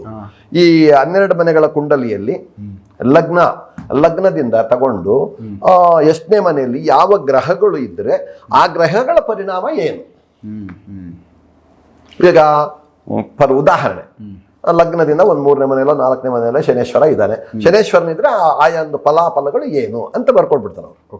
ಅದು 100%, 99% ನಡೆಯುತ್ತೆ. 1% ತಪ್ಪಬಹುದು ಅಷ್ಟೇ, 99% ಅದು ಇರುತ್ತೆ, ನಡೆಯುತ್ತೆ. ಆ ರೀತಿಯಾದಂಥ ಈ ಮಗುವಿಗೆ ಗಂಡಾಂತರ ಬಾಲಗ್ರಹ. ಈ ಬಾಲಗ್ರಹ ಅಂತಕ್ಕಂಥದ್ದು ಯಾಕಂದ್ರೆ ಎಳೆ ಪೈರಲ್ಲೇ, ಎಳೆ ಗಿಡದಲ್ಲೇ ಚೂಟಾಗ್ತೈತೆ ಅದು. ಅಲ್ಲೇ ಮಾನವನೇನು ಅಷ್ಟೊಂದು ಸುಲಭವಾಗಿ ದೊಡ್ಡವನಾಗ್ಬಿಡಲ್ಲ. ಈಗ ಒಂದು ಪಾಪು ಆದಮೇಲೆ ಸುಮಾರು 3 ವರ್ಷ 4 ಏನು ಹೇಳ್ತೀವಿ ನಾವು, ಅಯ್ಯೋ ಒಂದು 2-3 ವರ್ಷ ತುಂಬಾ ಕಷ್ಟ, ಪಾಪನ್ ಸಾಕೋದು ತುಂಬಾ ಕಷ್ಟ ಅಂತ ಹೇಳ್ತಾರೆ. ಹೌದು, ತುಂಬಾ ಕಷ್ಟ, ತುಂಬಾನೇ ಅವ್ರಿಗೆ ಏನಾಗ್ತದೆ ಅಂತ ಹೇಳಕ್ ಅವ್ರ ಬಾಯಿ ಇರಲ್ವಲ್ಲ, ಆಗ ಮಾತು ಬಂದಿರಲ್ಲ. ಹೊಟ್ಟೆ ನೋಯ್ತಾ ಇದೆಯಾ, ಕಿವಿ ನೋಯ್ತಾ ಇದೆಯಾ, ಕಣ್ಣು ನೋಯ್ತಾ ಇದೆಯಾ ಅಂತ ಹೇಳಿ ಮಾತು ಬಂದಿರಲ್ಲ. ಏನಾಗ್ತಾ ಇದೆ ಅಂತ ಹೇಳ್ಬೇಕಲ್ವಾ, ಹೇಳಲ್ಲ. ಈಗ 1 ತಿಂಗಳು ಪಾಪು ಹೊಟ್ಟೆ ಊದ್ಕೊಂಡಿರ್ತೈತೆ, ನಾವು ನೋಡ್ತೀವಿ ಡುಬ ಅಂತೈತೆ, ಹೊಟ್ಟೆ ಊದ್ಕೊಂಡಿರ್ತೈತೆ. ಅದಕ್ಕೆ ನಾವು ಬೇರೆ ಬೇರೆ ಉಪಕರಣಗಳು ಬಿಸಿ ಮಾಡೋದು. ಇನ್ನೊಂದು ಶಾಸ್ತ್ರ ಇದೆ ಅದರಲ್ಲಿ. ಏನ್ ಶಾಸ್ತ್ರ? ಈಗ ಮಕ್ಕಳ ಒಂದು ಬಟ್ಟೆ ನೋಡ್ರಿ, ಈಗ ಎಲ್ಲ ತಿಳ್ಕೊಬೇಕಾದಂಥ ವಿಚಾರಗಳಿವು, ಭೂತ ವೈದ್ಯರಿಗೆ ಸಂಬಂಧಪಟ್ಟ ವಿಚಾರಗಳು, ಎಲ್ಲರೂ ತಿಳ್ಕೊಬೇಕಂತ ವಿಚಾರಗಳು. ಈಗ ಪಾಪು 2 ತಿಂಗಳ ಪಾಪು ಇಲ್ಲ 1 ತಿಂಗಳ ಪಾಪು ಅಂತ ಇಟ್ಕೊಳ್ಳಿ, ಹೊಟ್ಟೆ ಊದ್ಕೊಂಡ್ಬಿಡ್ತು. ಹೊಟ್ಟೆ ಊದ್ಕೊಂಡ ತಕ್ಷಣ ಕೆಲವರು ಅಜ್ಜಿಗಳು ಈ ವಿಚಾರ ಗೊತ್ತಿರತಕ್ಕಂಥ ಕೆಲಸ ಮಾಡ್ತಾರೆ. ಈ ಪಾಪು ಉಚ್ಚೆ ಬಟ್ಟೆ ಇರುತ್ತಲ್ವಾ, ಮೂತ್ರದ ಬಟ್ಟೆ, ಇದು ಕಟ್ಟಿರ್ತಾರೆ, ಲಂಗೋಟ ಕಟ್ಟಿರ್ತಾರೆ, ಆ ಬಟ್ಟೆನ ಬಿಸಿ ಮಾಡಿಬಿಟ್ಟು ಹೊಟ್ಟೆ ಮೇಲೆ ಹಾಕ್ತಾರೆ. ಹೌದಾ? ತಕ್ಷಣ ಹೊಟ್ಟೆ ನೋವು ಕಡಿಮೆ ಆಗ್ಬಿಡ್ತೈತೆ, ಹೊಟ್ಟೆ ಉಬ್ಬರ ಕಡಿಮೆ ಆಗ್ಬಿಡ್ತೈತೆ. ಇದು ಪಕ್ಕ ವಿಚಾರ. ಇದು ಗೊತ್ತಿಲ್ಲ ನೋಡಿ, ಇದು ನಮಗೂ ಗೊತ್ತಿಲ್ಲ. ಇದು ಪಕ್ಕ ವಿಚಾರ ಸ್ವಾಮಿ. ಯಾಕಂದ್ರೆ ಆ ಒಂದು ಕಾಚ, ಪಾಪುಗೆ ಹಾಕಿರ್ತಕ್ಕಂಥ ಮೂತ್ರದ ಕಾಚ ಎತ್ತಿಟ್ಟಿರ್ತೀವ, ಆರೋಗ್ಯ ಇರುತ್ತೆ. ಬಟ್ ಅದನ್ನ ಬಿಸಿ ಮಾಡಿ ಹೊಟ್ಟೆ ಮೇಲೆ ಹಾಕಿದ್ರೆ ಆ ಹೊಟ್ಟೆ ಊದ್ಕೊಂಡಿರ್ತಕ್ಕಂಥದ್ದು ಕಡಿಮೆ ಆಗ್ಬಿಡುತ್ತೆ. ಅಂದ್ರೆ ಅಲ್ಲಿ ಯಾವ್ದೋ ಒಂದು ನೆಗೆಟಿವ್ ಇತ್ತು. ನೆಗೆಟಿವ್ ಅಂದ್ರೆ ಏನು ಅಂತ ಕೇಳ್ರಿ, ಹೇಳ್ತೀನಿ ನಾನು. ಏನಿದು ಅದಕ್ಕೊಂದು ವಿಚಾರ ಹೇಳ್ತೀನಿ ಕೇಳ್ರಿ. ಈಗ ನಮ್ಮ ಅಳಬ್ರು ಒಂದು ಮಾತು ಹೇಳ್ತಾ ಇದ್ರು, ಲೇ ದಾರಿಯಲ್ಲಿ ಹೋಗೋವಾಗ ಏನನ್ನ ಕಾಣಿಸಿದೆ ಉಚ್ಚೆ ಒಯ್ದ್ಬಿಟ್ಟು ಮಣ್ಣು ಎತ್ಕೊಂಡ್ಬಿಡು ಅಂತ ಇದ್ರು. ಕೆಲವರು ಈಗ ತುಂಬಾ ಭೂತಗಳು, ಇನ್ನೊಂದು ಆತ್ಮಗಳು ಕಾಣಿಸಿದ್ರೆ ಈ ಕೆಲಸ ಮಾಡೋ ತರ ಹೇಳ್ತಾರೆ. ಹೇಳ್ತಾ ಇದ್ರ ಇಲ್ವಾ? ಹೌದು, ಸತ್ಯ. ನಮಗೂ ನಮ್ಮ ದೊಡ್ಡವ್ರು ಹೇಳಿದ್ದಾರೆ. ಅಕಸ್ಮಾತ್ ಏನಾದ್ರು ಭಯ ಆದ್ರೆ ಅಲ್ಲಿ ನಿಂತ್ಕೊಂಡು ಉಚ್ಚ ಒಯ್ದ್ಬಿಡ್ಬಾರೋ ಅಂತ ಹೇಳೋರು. ಹೌದು ಹೌದು. ಮೂತ್ರ ದೇವತೆ ಅದು. ಮೂತ್ರ ದೇವತೆ ಅದು. ಈ ದೇವತೆ ಅನ್ನೋ ಹೆಸರು ಬಂತಿರ್ಲಿ. ಹೌದು, ಮೂತ್ರ ದೇವತೆ ಅದು. ಸಾರ್, ಈಗ ನಮ್ಮಲ್ಲಿ ಪಂಚೇಂದ್ರಿಯಗಳು, ಪಂಚಧಾತುಗಳು, ಪಂಚಧಾತುಗಳು, ಪಂಚೇಂದ್ರಿಯಗಳು, ಪಂಚಕರ್ಮಗಳು, ಪಂಚಜಲಗಳು. ಈಗ ಕಣ್ಣಲ್ಲಿ ಬರ್ತಕ್ಕಂಥ ನೀರಿಗೆ ಒಂದು ಪ್ರಾಧಾನ್ಯತೆ ಇದೆ, ಅದು ಕಣ್ಣೀರು ಅಂತ ಕರಿತೀವಿ ಅದನ್ನ. ಬಾಯಲ್ಲಿ ಬರ್ತಕ್ಕಂಥ ಎಂಜಲ್ಗೆ ಒಂದು ವಿಚಾರ ಇದೆ, ವಾಕಾಮೃತ ಅಂತ ಹೇಳ್ತಾನೆ ಅದಕ್ಕೆ. ಅಮೃತ ಏನಂತ? ವಾಕಾಮೃತ. ಈಗ ಮನುಷ್ಯ ಮೂಗ ಹಾಕ್ಬಿಟ್ರೆ ಏನ್ ಹಾಕ್ತಾನೆ? ಮಾತಾಡಕ. ಈ ನಾಲಿಗೆ ತಿರುಗ್ಬೇಕಾದ್ರೆ ಅಲ್ಲಿ ಏನ್ ಬೇಕು? ಅಲ್ಲಿ ಅಲ್ಲಿ ಬೇಕಾಗುತ್ತೆ. ಏನ್ ಬೇಕು? ರಸ ಬೇಕು, ಲಾವಾರಸ, ನೀರ್ ಬೇಕಲ್ವಾ? ಎಂಜಲು ಅಂತ ಹೇಳ್ತೀವಿ, ಅದು ನೀರು. ವಾಕಾಮೃತ. ಜಲ, ಅದು ಜಲಾಮೃತ, ಅದು ವಾಕಾಮೃತ. ನಮ್ಮ ನಾಲಿಗೆಯನ್ನ ತಿರುಗಿಸಿ ಎಲ್ಲಾ ಪದಗಳನ್ನ ಉಚ್ಚಾರಣೆ ಮಾಡ್ಬೇಕಂದ್ರೆ ಅದು ಬೇಕು. ಅದಕ್ಕೆ ಏನ್ ಹೇಳ್ತೀವಿ? ವಾಕಾಮೃತ ಅಂತ ಹೇಳ್ತೀವಿ. ಅದೇ ರೀತಿಯಾಗಿ ಈ ಒಂದು ಮೂತ್ರಕ್ಕೆ ಏನ್ ಹೇಳ್ತೇವೆ? ಮೂತ್ರ ದೇವತೆ ಅಂತ ಹೇಳ್ತೀವಿ. ಈ ಮೂತ್ರ ದೇವತೆಯನ್ನ ಕಂಡ್ರೆ ಆ ಗ್ರಹಕ್ಕೆ ಭಯ, ರೈಟ್? ಅದು ಓಕೆ. ಹಾ. ಈಗ ನಮ್ಮಲ್ಲಿ ಈಗ ನಾವು ಇದ್ದೀವಿ ಇಲ್ಲಿ, ನಮ್ಮ ಊರು ಇದು, ನಾವು ಬಲಾಢ್ಯಗರೆ, ಹೌದು. ನಮ್ಗೊಬ್ಬನ ಇರ್ತಾನೆ ಅವನ ಒಬ್ಬನ ಬಲಾಢ್ಯ, ಅವನ ಕಂಡ್ರೆ ನಮಗೂ ಸ್ವಲ್ಪ ಭಯನೇ ಅಲ್ಲ, ಒಂದು ವಿಚಾರ. ಹೌದು. ನಮ್ಮನ್ನ ಕಂಡ್ರೆ ಯಾರಿಗೋ ಇನ್ನೊಬ್ಬನಿಗೆ ಏನೋ ಭಯನೇ ಇರುತ್ತೆ. ಅದೇ ರೀತಿಯಾಗಿ ಈ ಒಂದು ಮೂತ್ರ ದೇವತೆ, ಓಕೆ. ಈ ಮೂತ್ರ ದೇವತೆಯನ್ನ ಆ ಬಟ್ಟೆ ಇರ್ತಕ್ಕಂಥದ್ದು ಅಲ್ಲಿ ಹಾಕಿದ ತಕ್ಷಣ ಆ ಗ್ರಹ ಇಟ್ಕೊಂಡು ಉಟ್ಕೊಂಡಿರ್ತದೆ ಹೊಟ್ಟೆ. ಒಂದು ಯಾವುದೋ ಒಂದು ಬಲಗ್ರಹ, ಒಂದು ಕೆಟ್ಟ ಗ್ರಹ, ಒಂದು ಶೂದ್ರ ಗ್ರಹ ಪಾಪನಿಗೆ ಪೀಡ್ದಿರ್ತೈತೆ, ಪೀಡಿಸ್ತಾ ಇರ್ತೈತೆ, ಕಾಟ ಕೊಡುತ್ತೆ, ಕಾಟ ಕೊಡ್ತಾ ಇಟ್ಕೊಂಡಿರ್ತೈತೆ. ಇದನ್ನ ಹಾಕಿದ ತಕ್ಷಣ ಅದು ಓಡೋಗುತ್ತೆ. ಅಲ್ಟಿಮೇಟ್ ವಿಚಾರ ಇದು. ತುಂಬಾ ನೋಡಿ, ಈ ವಿಚಾರ ತುಂಬಾ ಹಳಬರಿಗೆ ಗೊತ್ತಿದೆ, ನಿಮ್ಗೆ ಗೊತ್ತಿದೆ. 50 ವರ್ಷದ ಹಿಂದಿನ ಲೇಡೀಸ್ ಏನಿದಾರೋ, ಅಜ್ಜಿಗಳು, ಅವ್ರಿಗೆಲ್ಲ ಗೊತ್ತಿದೆ ಇದು. ಪಾಪು ಹಿಂಗಾಗಿ ಮಾಡ್ತಾ ಇತ್ತು ಅಂದ್ರೆ ಹಿಂಗ್ ಮಾಡೆ ಅಂತ ಹೇಳ್ತಾರೆ, ಮೊಮ್ಮಕ್ಕಳಿಗಾಗ್ಲಿ, ಮಕ್ಕಳಿಗಾಗ್ಲಿ, ಸೊಸೆಗಳಿಗಾಗ್ಲಿ ಹಿಂಗ್ ಹೇಳ್ತಾರೆ ಅವರು. ಯಾಕಂದ್ರೆ ಅವ್ರಿಗೆ ಅವ್ರ ಅಜ್ಜಿಗಳು, ಅವ್ರ ಅಮ್ಮನವ್ರು ಹೇಳ್ಕೊಟ್ಟಿರ್ತಕ್ಕಂಥ ವಿಚಾರಗಳಿಗೆಲ್ಲ ಅಷ್ಟೊಂದು ಸುಲಭ ಅಲ್ಲ ಇದು. ಅದು ಹೋಗ್ತದೆ. ಆ ರೀತಿಯಾಗಿ ಈ ಗಂಡಾಂತರಗಳನ್ನೆಲ್ಲ ಕಳ್ಕೊಂಡ್ರೆ ಪಾಪು 12 ತಿಂಗಳು ಕಂಟಿನ್ಯೂ ಇದು. 1ನೇ ತಿಂಗಳು, 2ನೇ ತಿಂಗಳು, 3ನೇ ತಿಂಗಳು, 4ನೇ ತಿಂಗಳು ನಾವೇನು ಅನ್ಕೊಂತೀವಿ ಅಂದ್ರೆ ಇಮಿಡಿಯೇಟ್ ಆಗಿ ಹಾಸ್ಪಿಟ್ಲಿಗೆ ತಗೊಂಡು ಹೋಗ್ತೀವಿ, ಸಂತೋಷ. ಆಮೇಲೆ ಮಂತ್ರಾನು ಹಾಕ್ಸ್ತೀವಿ, ಒಂದು ತಾಯ್ತಾನು ಕಟ್ಸ್ತೀವಿ. ಗಾಳಿ ಆಂಜನೇಯ ಸ್ವಾಮಿ ದೇವಸ್ಥಾನಕ್ಕೆ ಹೋಗಿ ಒಂದು ಯಂತ್ರ ತಂದು ಕಟ್ರಪ್ಪ ಪಾಪಗೆ ಅಂತ ಹೇಳ್ತೀವಿ. ಅದೂ ಆಗಿಲ್ಲ, ಎಲ್ಲೋ ಒಂದು ಭಂಡಾರ ತಂದಿಡ್ತೀವಿ. ಈಗ ಯಾವುದೋ ಒಂದು ಆಂಜನೇಯ ಸ್ವಾಮಿನೋ ಇನ್ನೊಂದು ಮತ್ತೊಂದು ಎಲ್ಲೋ ಒಂದು ಪಾದ ಹತ್ರ ತಗೊಂಡು ಸ್ವಲ್ಪ ಕುಂಕುಮ ಇಡ್ತೀವಿ. ಅದು ಕೂಡ ಅದಕ್ಕೊಂದು ಚಿಹ್ನೆನೆ. ಇದು ಯಾವ ರೀತಿಯಾಗಿ ಅನಾಥರೈಸ್ ಆಗಿ ಬಂದು ಇಲ್ಲಿ ಪಾಪನ ಪೀಡಿಸ್ತಾ ಇರ್ತದೋ, ಅನಾಥರೈಸ್ ಆದಂತ ಒಂದು ಕುಂಕುಮವನ್ನು ನಾವು ಇಟ್ಟಾಗ ಸಹಿತನೂ ಅದು ಓಡೋಗ್ತದೆ. ಯಾವ್ದೋ ಕ್ರಾಂತಿ, ಅದು ಯಾವ್ದೋ ಶಕ್ತಿ ಅಲ್ಲಿ ಐತೆ ಅಂದ್ಬಿಟ್ಟು ಭಯಪಟ್ಟು ಕ್ರಾಂತಿ. ಅದು ಆ ಬಣ್ಣಗಳಿಗೆ ಶಕ್ತಿ ಇದೆಯಲ್ವಾ, ಒಂದೊಂದು ಬಣ್ಣಕ್ಕೆ ಒಂದೊಂದು ರೀತಿಯಾದಂತ ಶಕ್ತಿ ಇದೆ. ಓಕೆ. ಬರೀ ಅರಿಶಿನ ಇಡಿ ಒಂಥರ ಇರ್ತದೆ, ಕುಂಕುಮ ಇಡಿ ತಕ್ಷಣ ಏನೋ ಒಂದು ಕಳೆ ಬರುತ್ತೆ. ಏನಾದ್ರ ಅರ್ಥ? ಆಕರ್ಷಣೆ ಮಾಡುತ್ತೆ, ಏನೋ ಒಂದಲ್ಲಿ ಕೊಡುತ್ತೆ. ಈಗ ನಾವು ಒಂದು ಕಲ್ಲಿಗೆ 1-2 ಕಣ್ಣಿಟ್ಟು ಸ್ವಲ್ಪ ಅರಿಶಿನ ಹಚ್ಚಿ ಒಂದು ಬಟ್ಟೆ ಇಟ್ರಿ ಕೆಂಪು, ಒಂದು ವ್ಯಕ್ತಿನೇ ಬಂದು ಏನೋ ಒಂದು ರೀತಿಯಾದಂತ ಒಂದು ಆಕರ್ಷಣೆ ಬರ್ತೈತೆ ಅಲ್ಲಿ. ನಮ್ಮಲ್ಲಿ ಇರ್ತಕ್ಕಂಥ ಚೈತನ್ಯ ಹಾ ಅಂತೈತೆ, ಹಾ ಏನಪ್ಪ ಇದು ಹಾ ಅಂತೈತೆ, ಗಮನಿಸುತ್ತಲ್ವಾ? ಇದು ಗಮನಿಸ್ಬೇಕಾದ್ರೆ ಈಗ ಆ ಕಬ್ಬಿಣವನ್ನು ಮ್ಯಾಗ್ನೆಟ್ ಎಳ್ಕೋಬೇಕಾದ್ರೆ ಪವರ್ ಇದೆಯಲ್ಲ ಇದರಲ್ಲಿ, ಐತೆ. ಅದಕ್ಕೊಂದು ಪವರ್, ಇದಕ್ಕೊಂದು ಪವರ್, 2 ಪವರ್ ಸೇರಿದಾಗ ಒಂದೊಂದು ಹಿಡ್ಕೊಳ್ಳೋದು. ಈ ರೀತಿಯಾದಂಥ ವಿಚಾರಗಳು ಇದನ್ನ ಜ್ಯೋತಿಷ್ಯರು ಬರೀತಾರೆ. ಜ್ಯೋತಿಷ್ಯರು ಏನ್ ಬರೀತಾರೆ? ಈ ಮಗುವಿಗೆ ಇಷ್ಟನೇ ತಿಂಗಳಲ್ಲಿ ಇಂಥ ಬಾಲಗ್ರಹ ಗಂಡಾಂತರ ಇದೆ, ಈ ಗಂಡಾಂತರವನ್ನು ಕಳೆದ್ರೆ ಮುಂದಕ್ಕೆ ಆಯುಷ್ಯು. ಅದೇ ರೀತಿಯಾಗಿ ಹಂಗೆ ಜ್ಯೋತಿಷ್ಯ ಹಂಗೆ ಹೋಗ್ತಾ ಇರ್ತದೆ. ಇವೆಲ್ಲ ಗ್ರಹಗಳು, ಈ ಭೂತಗಳು, ಪ್ರೇತಗಳು. ಇದಕ್ಕೆಲ್ಲಾನು ಮುಖ್ಯವಾಗಿ ನಾವು ಇವತ್ತಿನ ದಿವಸ ಎಲ್ಲಾ ರೀತಿಯಾದಂಥ ಮೆಡಿಕಲ್ ಟ್ರೀಟ್ಮೆಂಟು ಇದೆ, ಇಲ್ಲ ಅಂತಲ್ಲ. ಟ್ರೀಟ್ಮೆಂಟ್ಗೆ ಮೀರಿದ್ದು ಇದು. ಎಲ್ಲ ಹಾಸ್ಪಿಟ್ಲ್ಗೆ ಹೋಗಿದ್ವಿ, ಮಗುಗೆ ಬೇದಿ ನಿಲ್ಲಿಲ್ಲ. ಎಲ್ಲ ಹಾಸ್ಪಿಟ್ಲಲ್ಲಿ ತೋರಿಸಿದ್ವಿ, ಮಗುಗೆ ಲೂಸ್ ಮೋಷನ್ ಆಗ್ತಾನೆ ಇದೆ, ಸುಸ್ತಾಗ್ಬಿಟ್ಟಿದೆ. ಒಂದು. ಎರಡನೇದು ಏನಪ್ಪ ಅಂದ್ರೆ, ಮಕ್ಕಳಿಗೆ ಮುಖ್ಯವಾಗಿ ಲೂಸ್ ಮೋಷನ್ ಆದರೆ ಬೇದಿ ಈಗ ಕಡಿಮೆ, ಈಗ ಮಕ್ಕಳು ಕಡಿಮೆ ಮನೆಗಳಲ್ಲಿ 1 or 2 ಅಷ್ಟೇ. 50 ವರ್ಷದಿಂದ ಒಂದೊಂದು ಮನೆಯಲ್ಲಿ 10 ಮಕ್ಕಳು, 8 ಮಕ್ಕಳು, 6 ಮಕ್ಕಳು, 3 ಮಕ್ಕಳು, 5-6 ಜನ. ಒಂದು ಮಕ್ಕಳು ಹೊಟ್ಟೆಯಲ್ಲಿ ಇರ್ತವೆ, ಒಂದು ಮಕ್ಕಳು ತೊಟ್ಲಲ್ಲಿ ಇರ್ತವೆ, ಒಂದು ಮಗು ಓಡಾಡ್ತಾ ಇರ್ತೈತೆ, ಇನ್ನೊಂದು ಮಗು ಸ್ಕೂಲ್ಗೆ ಹೋಗಿರ್ತೈತೆ. ಈ ರೀತಿಯಾದಂಥ ಸಂಸಾರ. ಆ ಸಂಸಾರದಲ್ಲಿ ಈ ಪಾಪುಗೆ, ಎಳೆ ಪಾಪುಗೆ 1 or 2 months, 3 months, 6 months ಪಾಪುಗೆ, 6 ತಿಂಗಳ ಮಗುಗೆ ಬೇದಿ ಆಯ್ತಂದ್ರೆ ಯಾವ ರೀತಿ ಅಂದ್ರೆ ಪಿಚ್ಕಾರಿನಲ್ಲಿ ನೀರು ಹೊಡೆದಂಗೆ ಹೋಗ್ತಾ ಇರ್ತೈತೆ ಅಚ್ಚಿಗೆ. ಅದು ಭಯಂಕರವಾದಂತ ದುರ್ವಾಸನೆ. ಆ ದುರ್ವಾಸನೆ ಹೊಡೆದಿದೆ ಅಂದ್ರೆ ಇದಕ್ಕೆ ಬಾಲಗ್ರಹ ಆಗಿದೆ ಅಂತ ಅಲ್ಲೇ ಅಬ್ಸರ್ವ್ ಮಾಡ್ಕೋಬೇಕು. ಮಾಮೂಲಿ ಮೋಷನ್ನು ಅಷ್ಟೊಂದು ಸ್ಮೆಲ್ ಬರಲ್ಲ, ಅದಕ್ಕೆ ಸಂಬಂಧಪಟ್ಟ ಎಷ್ಟು ಅದಕ್ಕೆ ಶಕ್ತಿ ಇದೋ ಅಷ್ಟೇ ಸ್ಮೆಲ್ ಬರುತ್ತೆ.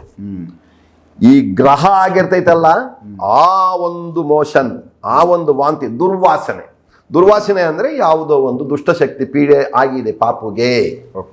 ತಕ್ಷಣ ಅದಕ್ಕೆ ಏನ್ ಮಾಡ್ತಾರೆ ಅಳಬರು, ತಕ್ಷಣ ಮಧ್ಯಾಹ್ನ 12 ಗಂಟೆ ಸಮಯಕ್ಕೆ ಸೂರ್ಯ ಕರೆಕ್ಟ್ ಆಗಿ ನಮ್ಮ ತಲೆ ಮೇಲೆ ಇರ್ತಕ್ಕಂಥ ಸಮಯಕ್ಕೆ ಎಕೆ ಎಲೆವನ್ನು 4-5 ಎಲೆ ತಂದು ಒಂದು ಎಲೆ ಒಲ್ದು ಅದಕ್ಕೆ ಆ ಎಲೆ ಮೇಲೆ ಅರಿಶಿನ ಕುಂಕುಮವನ್ನು ಹಚ್ಚಿ, ಅದೊಂದು ಸಂಕೇತ. ಎಲೆ ಇದು ಮೂಲಿಕೆ, ಎಲೆ ಗಣಪತಿಗೆ ಸಂಬಂಧಪಟ್ಟಂಥದ್ದು. ಶ್ವೇತಾರ್ಕ ಗಣಪತಿ ಅಂತ ಹೇಳ್ತೀವಿ ನಾವು.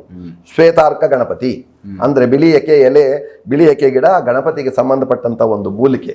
ಮಹನ್ನೀರು, ಸೃಷ್ಟಿಕರ್ತರು ಅಗಸ್ತ್ಯ ಮಹರ್ಷಿಗಳು ಈ ಒಂದು ಮೂಲಿಕೆ ಇಂತಿಂಥ ಗ್ರಹಕ್ಕೆ, ಇಂತಿಂಥ ಭಗವಂತನಿಗೆ, ಇಂತಿಂಥ ದೇವರಿಗೆ ಸಂಬಂಧಪಟ್ಟಿದ್ದು ಅಂತ ಬರೆದಿದ್ದಾರೆ. ಈಗ ಅತ್ತಿಮರ, ಔದುಂಬರ ವೃಕ್ಷ, ದತ್ತಾತ್ರೇಯ ವಾಸ ಅಂತ ಹೇಳ್ತೀವಿ ನಾವು.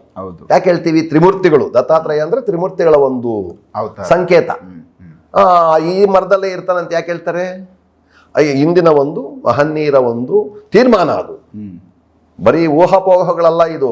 ಅವರ ಒಂದು ತೀರ್ಮಾನ, ಅವರ ಒಂದು ಸೃಷ್ಟಿ, ಅವರ ಒಂದು ದೃಷ್ಟಿ, ಆ ದೃಷ್ಟಿಕೋನ, ಅವರಲ್ಲಿರ್ತಕ್ಕಂಥ ಆತ್ಮವನ್ನ ಜಾಗೃತಿಗೊಳಿಸ್ಕೊಂಡು ಭಗವಂತನಿಗೆ ಲಿಂಕ್ ಆಗಿರ್ತಕ್ಕಂಥವ್ರು ಮಾತ್ರ ಆ ಒಂದು ಹೆಸರುಗಳು ಇಡಕ್ಕೆ ಸಾಧ್ಯ ಇಟ್ಟಿದ್ರು.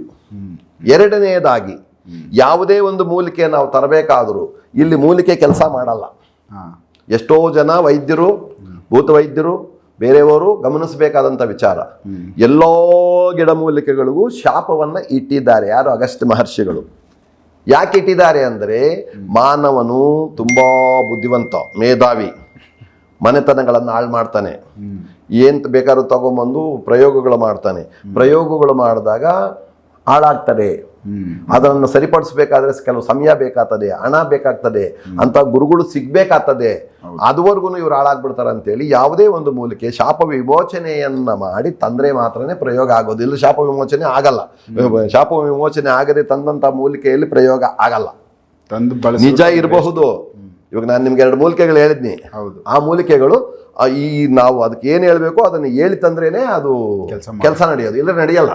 ಇಲ್ಲ ಅಂದ್ರೆ ಅದೆಲ್ಲ ಹಂಗೆ ಅರಿದೇ ರೀತಿಯಾಗಿ ನಡೆಯೋ ತರ ಇದ್ದರೆ ಇಲ್ಲಿ ಭೂತವೈದ್ಯರು ಆಗಲು, ತಾಂತ್ರಿಕರಾಗ್ಲಿ ಮಾನವರನ್ನ ಜೀವನ ಮಾಡಕ್ ಬಿಡ್ತಾ ಇರ್ಲಿಲ್ಲ. ಯಾರು ಬೇಕೋ ಬಳಸ್ತಾರೆ, ಖಂಡಿತ ಬಿಡ್ತಾ ಇರ್ಲಿಲ್ಲ. ಏನಂದ್ರೆ ಅದು ಮಾಡ್ಬಿಡ್ತಾ ಇದ್ರು. ಇವತ್ತು ಕೆಲವರೆಲ್ಲಾನು ಮಾತಾಡ್ತಾರೆ ಮಹನೀಯರು, ನಾವು 1 ಗಂಟೆಯಲ್ಲಿ ವಶೀಕರಣ ಪರಿಹಾರ ಕೊಡ್ತೀವಿ ಅಂತ. ಅವ್ರಿಗೆ ಎಷ್ಟು ಗೊತ್ತಿದೆಯೋ ಏನೋ ಅವ್ರಿಗೆ ಗೊತ್ತಿರ್ಬೇಕದು ಅಲ್ವಾ? ಈ ವಶೀಕರಣದ ಬಗ್ಗೆ ನೀವು ವಶೀಕರಣದ ಬಗ್ಗೆ ಏನು ಹೇಳೋದು, ಅದು ತುಂಬಾ ಕಷ್ಟಕರವಾದಂತ ವಿಚಾರ. ವಶೀಕರಣ ಅಷ್ಟೊಂದು ಸುಲಭವಾಗಿ ನಡೆಯಲ್ಲ, ಆಗಲ್ಲ. ಅದು ವಶೀಕರಣ ಆಗಲ್ಲ. ವಶೀಕರಣನೂ ಅಷ್ಟೊಂದು ಸುಲಭ ಅಲ್ಲ. ಅದು ತುಂಬಾ ನುರಿತ ಕಲಾವಿದನಲ್ಲಿ ನಡೀತಕ್ಕಂಥ ವಿಚಾರ. ಅದಕ್ಕೆ ಮುಖ್ಯವಾಗಿ ಕಾಳಿ ಉಪಾಸಕನಾಗಿರ್ಬೇಕು. ವಶೀಕರಣ ಬೇಕು ಅಂದಾಗ, ವಶೀಕರಣನ ಸಾಧನೆ ಮಾಡಬೇಕು ಅಂದಾಗ, ವಶೀಕರಣ ನಮಗೆ ಮಾಡ್ಕೋಬೇಕಂದಾಗ, ಇಲ್ಲ ವಶೀಕರಣ ಇನ್ನೊಬ್ರಿಗೆ ಮಾಡ್ಕೊಡ್ಬೇಕಂದಾಗ ಕಾಳಿ ಅಮ್ಮನನ್ನ ನಿಜವಾದಂತ ರೀತಿಯಲ್ಲಿ ಇವನು ಅನುಷ್ಠಾನದಲ್ಲಿ ಇಟ್ಕೊಂಡಿರ್ಬೇಕು. ಬೀಜಾಕ್ಷರದಿಂದ ನಡೀತಕ್ಕಂಥ ಕೆಲಸ ಅದು. ತದನಂತರ ಅದಕ್ಕೆ ಸಂಬಂಧಪಟ್ಟಂತ ಮೂಲಿಕೆಗಳಿಂದ ನಡೀತಕ್ಕಂಥ ವಿಚಾರ ಅದು. ಇಲ್ಲಿ ಸಾಮಾನ್ಯವಾಗಿ ಏಕಾಗ್ರತೆ ಯಾರಿಗೂ ಇಲ್ಲ. ಯಾಕಂದ್ರೆ ಧ್ಯಾನಕ್ಕೆ ಕೂತ್ಕೊಂಡ ತಕ್ಷಣ ನನ್ನ ಮಗ ಸ್ಕೂಲ್ಗೆ ಹೋಗಿದ್ದ ಬಂದೋ ಇಲ್ಲೋ ಅಂತ ಹೇಳ್ತೈತೆ, ನನಗೆ ಯಾರು ಹಣ ಕೊಡ್ಬೇಕಾಗಿತ್ತು ಬಂದು ಕೊಟ್ಟರೋ ಇಲ್ಲೋ ಅಂತ ಹೇಳ್ತೈತೆ. ಮತ್ತೆ ಇದೇ ರೀತಿಯಾದಂಥ ಲಕ್ಷೋಪಲಕ್ಷ ಥಾಟ್ಸ್ ಬಂದು ಕೂತ್ಕೊಂತಾ ಇರ್ತೈತಿ. ಲಕ್ಷೋಪಲಕ್ಷ ಥಾಟ್ಸ್ ಬಂದಾಗ ಈ ಮನಸ್ಸು ಅಂತಕ್ಕಂಥದ್ದು ಕೋತಿ ತರ ಓಡಾಡ್ತಾ ಇರ್ತದೆ. ಮನಸ್ಸು ಮಾರ್ಕಟ ಅಂತ ಹೇಳಿದ್ರು. ಕೋತಿನೇ ಅದು ಮನಸ್ಸು. ಈ ಕೋತಿ ವನದಲ್ಲಿರ್ತಕ್ಕಂಥ ಎಲ್ಲಾ ಮರಗಳನ್ನು ಹತ್ತಿ ಇಳಿದು ಕಿತ್ತಾಕಿ ಓಡಾಡ್ತಾ ಇರ್ತೈತೆ. ಇದು ಒಂದು ಕಡೆ ಕೂತ್ಕೊಳ್ಳಲ್ಲ. ಒಂದು ಕಡೆ ಕೂತ್ಕೊಳ್ತಿದ್ದಾಗ ಬೀಜಾಕ್ಷರ ನಮ್ಮನ್ನ ಕೆಲಸ ಮಾಡಲ್ಲ. ನಮಗೆ ಅದು ಸಿದ್ಧಿ ಆಗಲ್ಲ. ಸಿದ್ಧಿ ಆಗಿದೆ ಅನ್ನೋದಕ್ಕೆ ನಮಗೆ ಏನು ಸಂಕೇತಗಳು ಸಿಗಲ್ಲ. ಅಲ್ಲಿ ನಮಗೆ ಸಿಗ್ಬೇಕಲ್ವಾ ಸಿದ್ಧಿ ಆಗಿದೆ, ಏನದು ನಮ್ಗೆ ಏನಾಯ್ತು ಈಗ ಅಂತಕ್ಕಂಥ ವಿಚಾರಗಳು. ಅದರಲ್ಲಿ ತಂತ್ರಗಳಿದಾವೆ. ವಶೀಕರಣದ ತಂತ್ರಗಳು ಬೇಕಾದಷ್ಟಿದ್ದಾವೆ. ಕೆಲವು ಔಷಧಿಗಳು ಪ್ರಯೋಗಗಳಿದ್ದಾವೆ, ಕೆಲವು ಗಿಡಮೂಲಿಕೆಗಳ ಔಷಧಿಗಳ ಪ್ರಯೋಗಗಳಿದ್ದಾವೆ, ಕೆಲವು ಏನೇನೋ ಇದ್ದಾವೆ. ಒಂದೇ ರೀತಿ ಇಲ್ಲ ಇಲ್ಲಿ. ಒಬ್ಬೊಬ್ಬ ಈಗ ಸಪ್ತಋಷಿಗಳಿಂದ ಬಂದಕ್ಕಂಥದ ವಿದ್ಯೆ ಇದು. ಸಪ್ತಋಷಿಗಳಿಂದ ಬಂದಂತ ವಿದ್ಯೆ, ಸಪ್ತಋಷಿಗಳು ಒಬ್ಬೊಬ್ಬ ಮಹರ್ಷಿ ಒಂದೊಂದು ರೀತಿಯಾದಂಥ ವಿವರಣೆಯನ್ನ ಕೊಟ್ಬಿಟ್ಟಿದ್ದಾರೆ. ಕೆಲವರು ಮಂತ್ರಗಳ ಮೇಲೆ ಕೊಟ್ಟಿದ್ದಾರೆ, ಕೆಲವರು ಯಂತ್ರಗಳ ಮೇಲೆ ಕೊಟ್ಟಿದ್ದಾರೆ, ಕೆಲವರು ಬರೀ ತಂತ್ರಗಳ ಮೇಲೆ ಕೊಟ್ಟಿದ್ದಾರೆ. ಈ ಕೆಲವರು ಈಗ ನಾನು ನಿಮ್ಗೆ ಅವಾಗ 2 ಮೂಲಿಕೆ ಹೇಳಿದ್ನಲ್ಲ, ಆ ಮೂಲಿಕೆಗಳಿಗೆ ಮಂತ್ರ ಇಲ್ಲ, ಅದು ತಂತ್ರ. ಅದು ಆ ಮೂಲಿಕೆನೇ ಪ್ರಧಾನವಾಗಿ ಕೆಲಸ ಮಾಡುತ್ತೆ. ಅದು ಅವನು ಎಂಥ ಮನುಷ್ಯನಾಗ್ಲಿ ತಕ್ಷಣ ಕೆಲಸ ಮಾಡುತ್ತೆ. ಮೈಂಡ್ ಸ್ತಂಭನ ಮಾಡುತ್ತೆ. ಅದು ಕೆಲಸ ಮಾಡೇ ಮಾಡುತ್ತೆ, 100% ಮಾಡುತ್ತೆ. ಅದು ಅದರಲ್ಲಿ ಇನ್ನೊಂದು ಒಂದು ವಿಚಾರ ಇದೆ, ಅದು ನಿಮ್ಗೆ ತಿಳಿಸ್ತೀನಿ ನಾನು. ನಿಮ್ಮಲ್ಲಿ ಇರಲಿ ಅದು. ಯಾಕಂದ್ರೆ ನಮ್ಮಂಥವ್ರು 100 ಜನನ್ನ ನೀವು ಕಾಪಾಡ್ತಾ ಇದ್ದೀರಾ, ಇವ್ರ ವಿಚಾರಗಳನ್ನ ತಿಳಿಸ್ತಾ ಇದ್ದೀರಾ, ಅವ್ರನ್ನ ಒಂದು ಪಬ್ಲಿಕ್ ಅಲ್ಲಿ ಮಾತಾಡ್ತಾ ಇದ್ದೀರಾ. ನಿಮಗೆ ಕೆಲವು ವಿಚಾರ ಗೊತ್ತಿರಬೇಕು. 100 ಜನ 1000 ಜನಗಳಿಗೆ ಹೆಲ್ಪ್ ಆಗ್ತಾ ಇದೆ. ಯಾಕಂದ್ರೆ ಈ ತರದ ಸಮಸ್ಯೆಗಳು ಗೊತ್ತಿಲ್ದಿರನೆ ಗೊಂದಲದಲ್ಲಿ ಸಾಕಷ್ಟು ಹೌದು, ಸಾಮಾನ್ಯ ಅಲ್ಲ ಇದು. ಈಗ ಕೆಲವರು ಹೇಳ್ತಾರೆ, ಯಾಕಂದ್ರೆ ಈ ವಿಚಾರ ನಿಮ್ಮ ವಿಡಿಯೋಗಳಲ್ಲಿ ನೋಡಿಲ್ಲ ಅಂದ್ರೆ ಗೊತ್ತೇ ಆಗಿರಲಿಲ್ಲ. ವಶೀಕರಣ ಅಂತಾರೆ. ಇವತ್ತಿನ ಪರಿಸ್ಥಿತಿ ಯಾವ ರೀತಿ ಇದೆ ಅಂದ್ರೆ,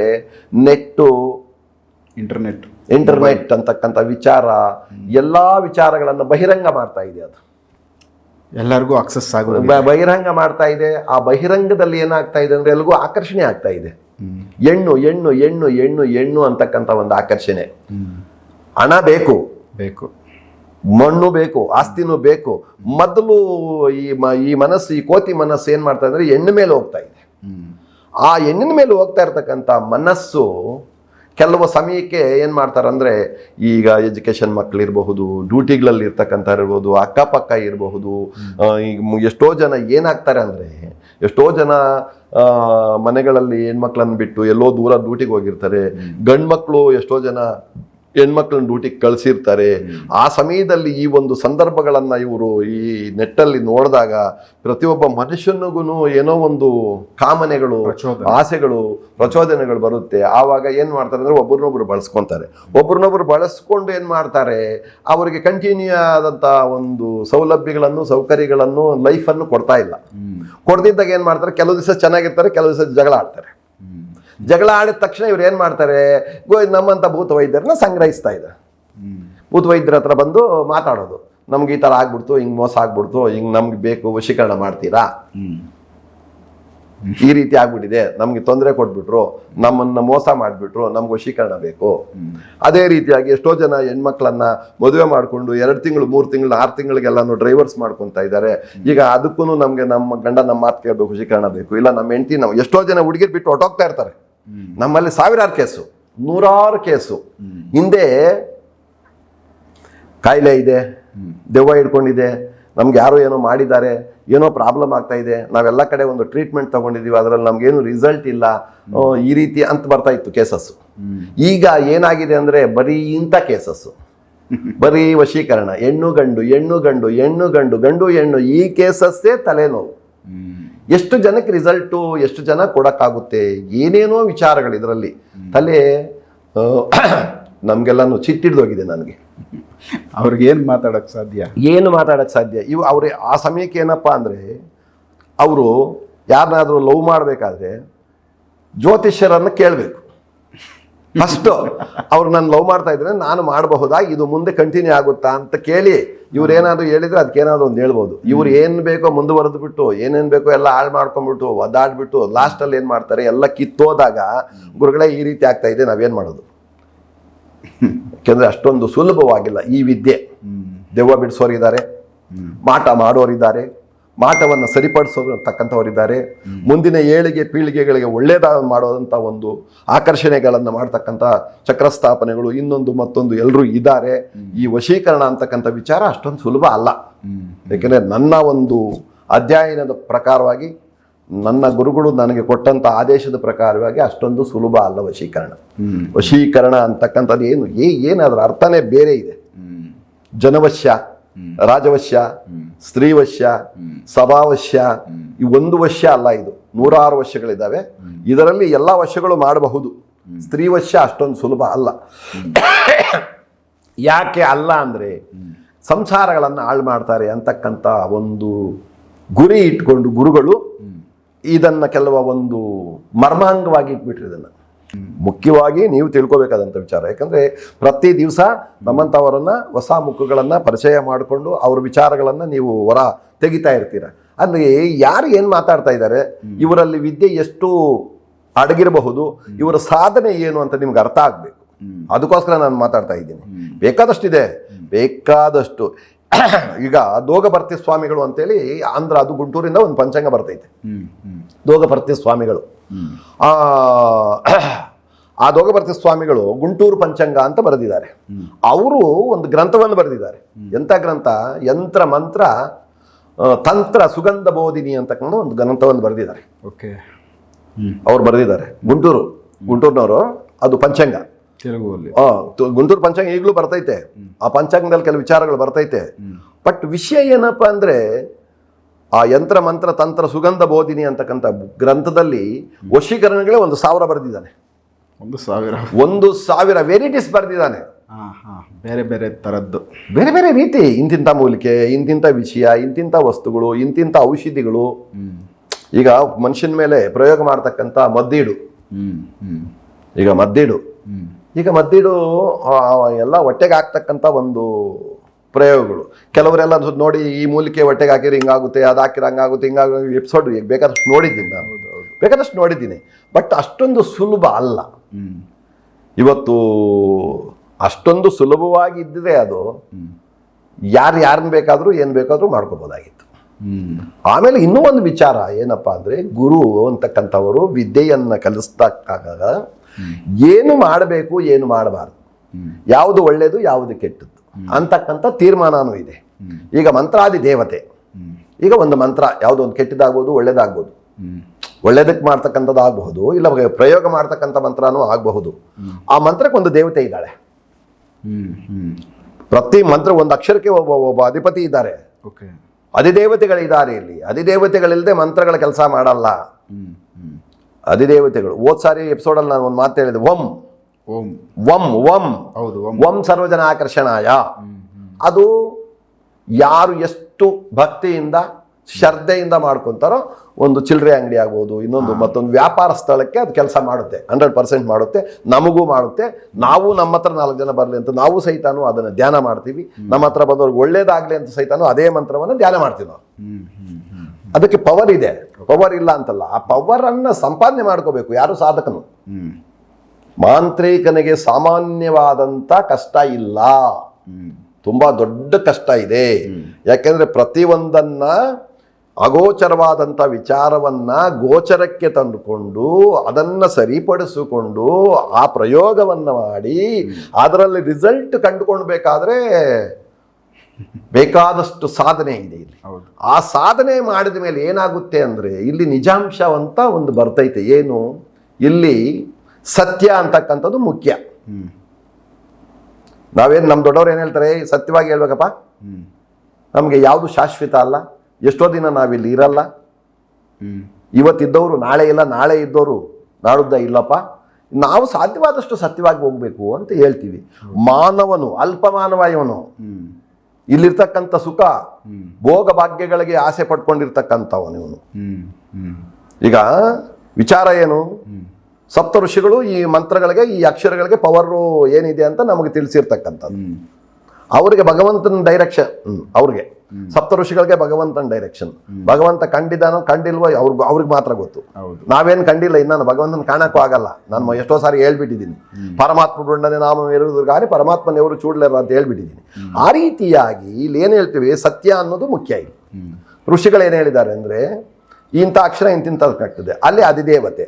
ಈಗ ನಾವು ಕೆಟ್ಟದ್ದು ಮಾಡಕ್ಕೆ ಹೋದಾಗ, ಈಗ ಪಕ್ಕದಲ್ಲಿ ಒಂದು 3 ಅಷ್ಟೇ ಬಿಲ್ಡಿಂಗ್ ಕಟ್ಕೊಂಡಿದ್ದಾನೆ, ಒಂದು ಸ್ವಲ್ಪ ಚೆನ್ನಾಗಿದ್ದಾನೆ, ಬೇಕಂತ ಅವ್ರ ಮನೆ ಹತ್ರ ನಾವು ಕಸ ಹಾಕೋದು ಹೊಟ್ಟೆ ಊರಿಗೆ ಅಲ್ವಾ. ಆ ರೀತಿ ಮಾಡಕ್ಕೆ ಹೋದಾಗ ಇಲ್ಲಿ ಈ ಅಕ್ಷರ ಸತ್ಯದಲ್ಲಿ ತಾನೇ ಇದೆ, ಇದು ಸತ್ಯವಂತರ ತಾನೇ ಮಾಡಿದ್ದಾರೆ ಈ ಅಕ್ಷರವನ್ನ. ಹೌದು. ಈ ನಾವು ಕೆಟ್ಟದ್ದು ಮಾಡಿದಾಗ ಅವ್ರ ಆಶೀರ್ವಾದ ಮಾಡಲ್ವಲ್ಲ.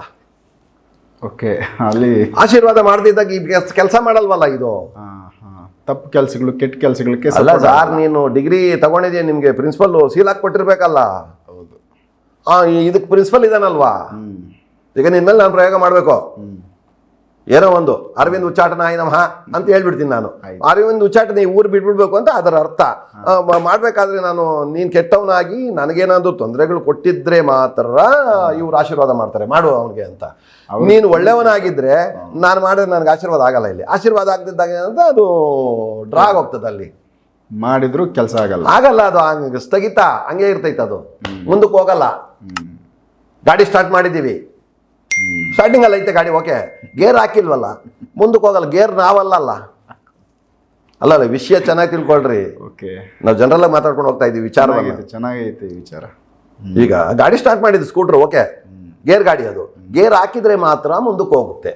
ಹೌದು, ಗೇರ್ ನಮ್ಮ ಕೈಯಲ್ಲಿಲ್ಲ. ಅದು ಗೇರು ಆ ಮಂತ್ರಕ್ಕೆ ಸಂಬಂಧಪಟ್ಟಂತ ಅಧಿಪತಿ ಕೈಯಲ್ಲಿದೆ.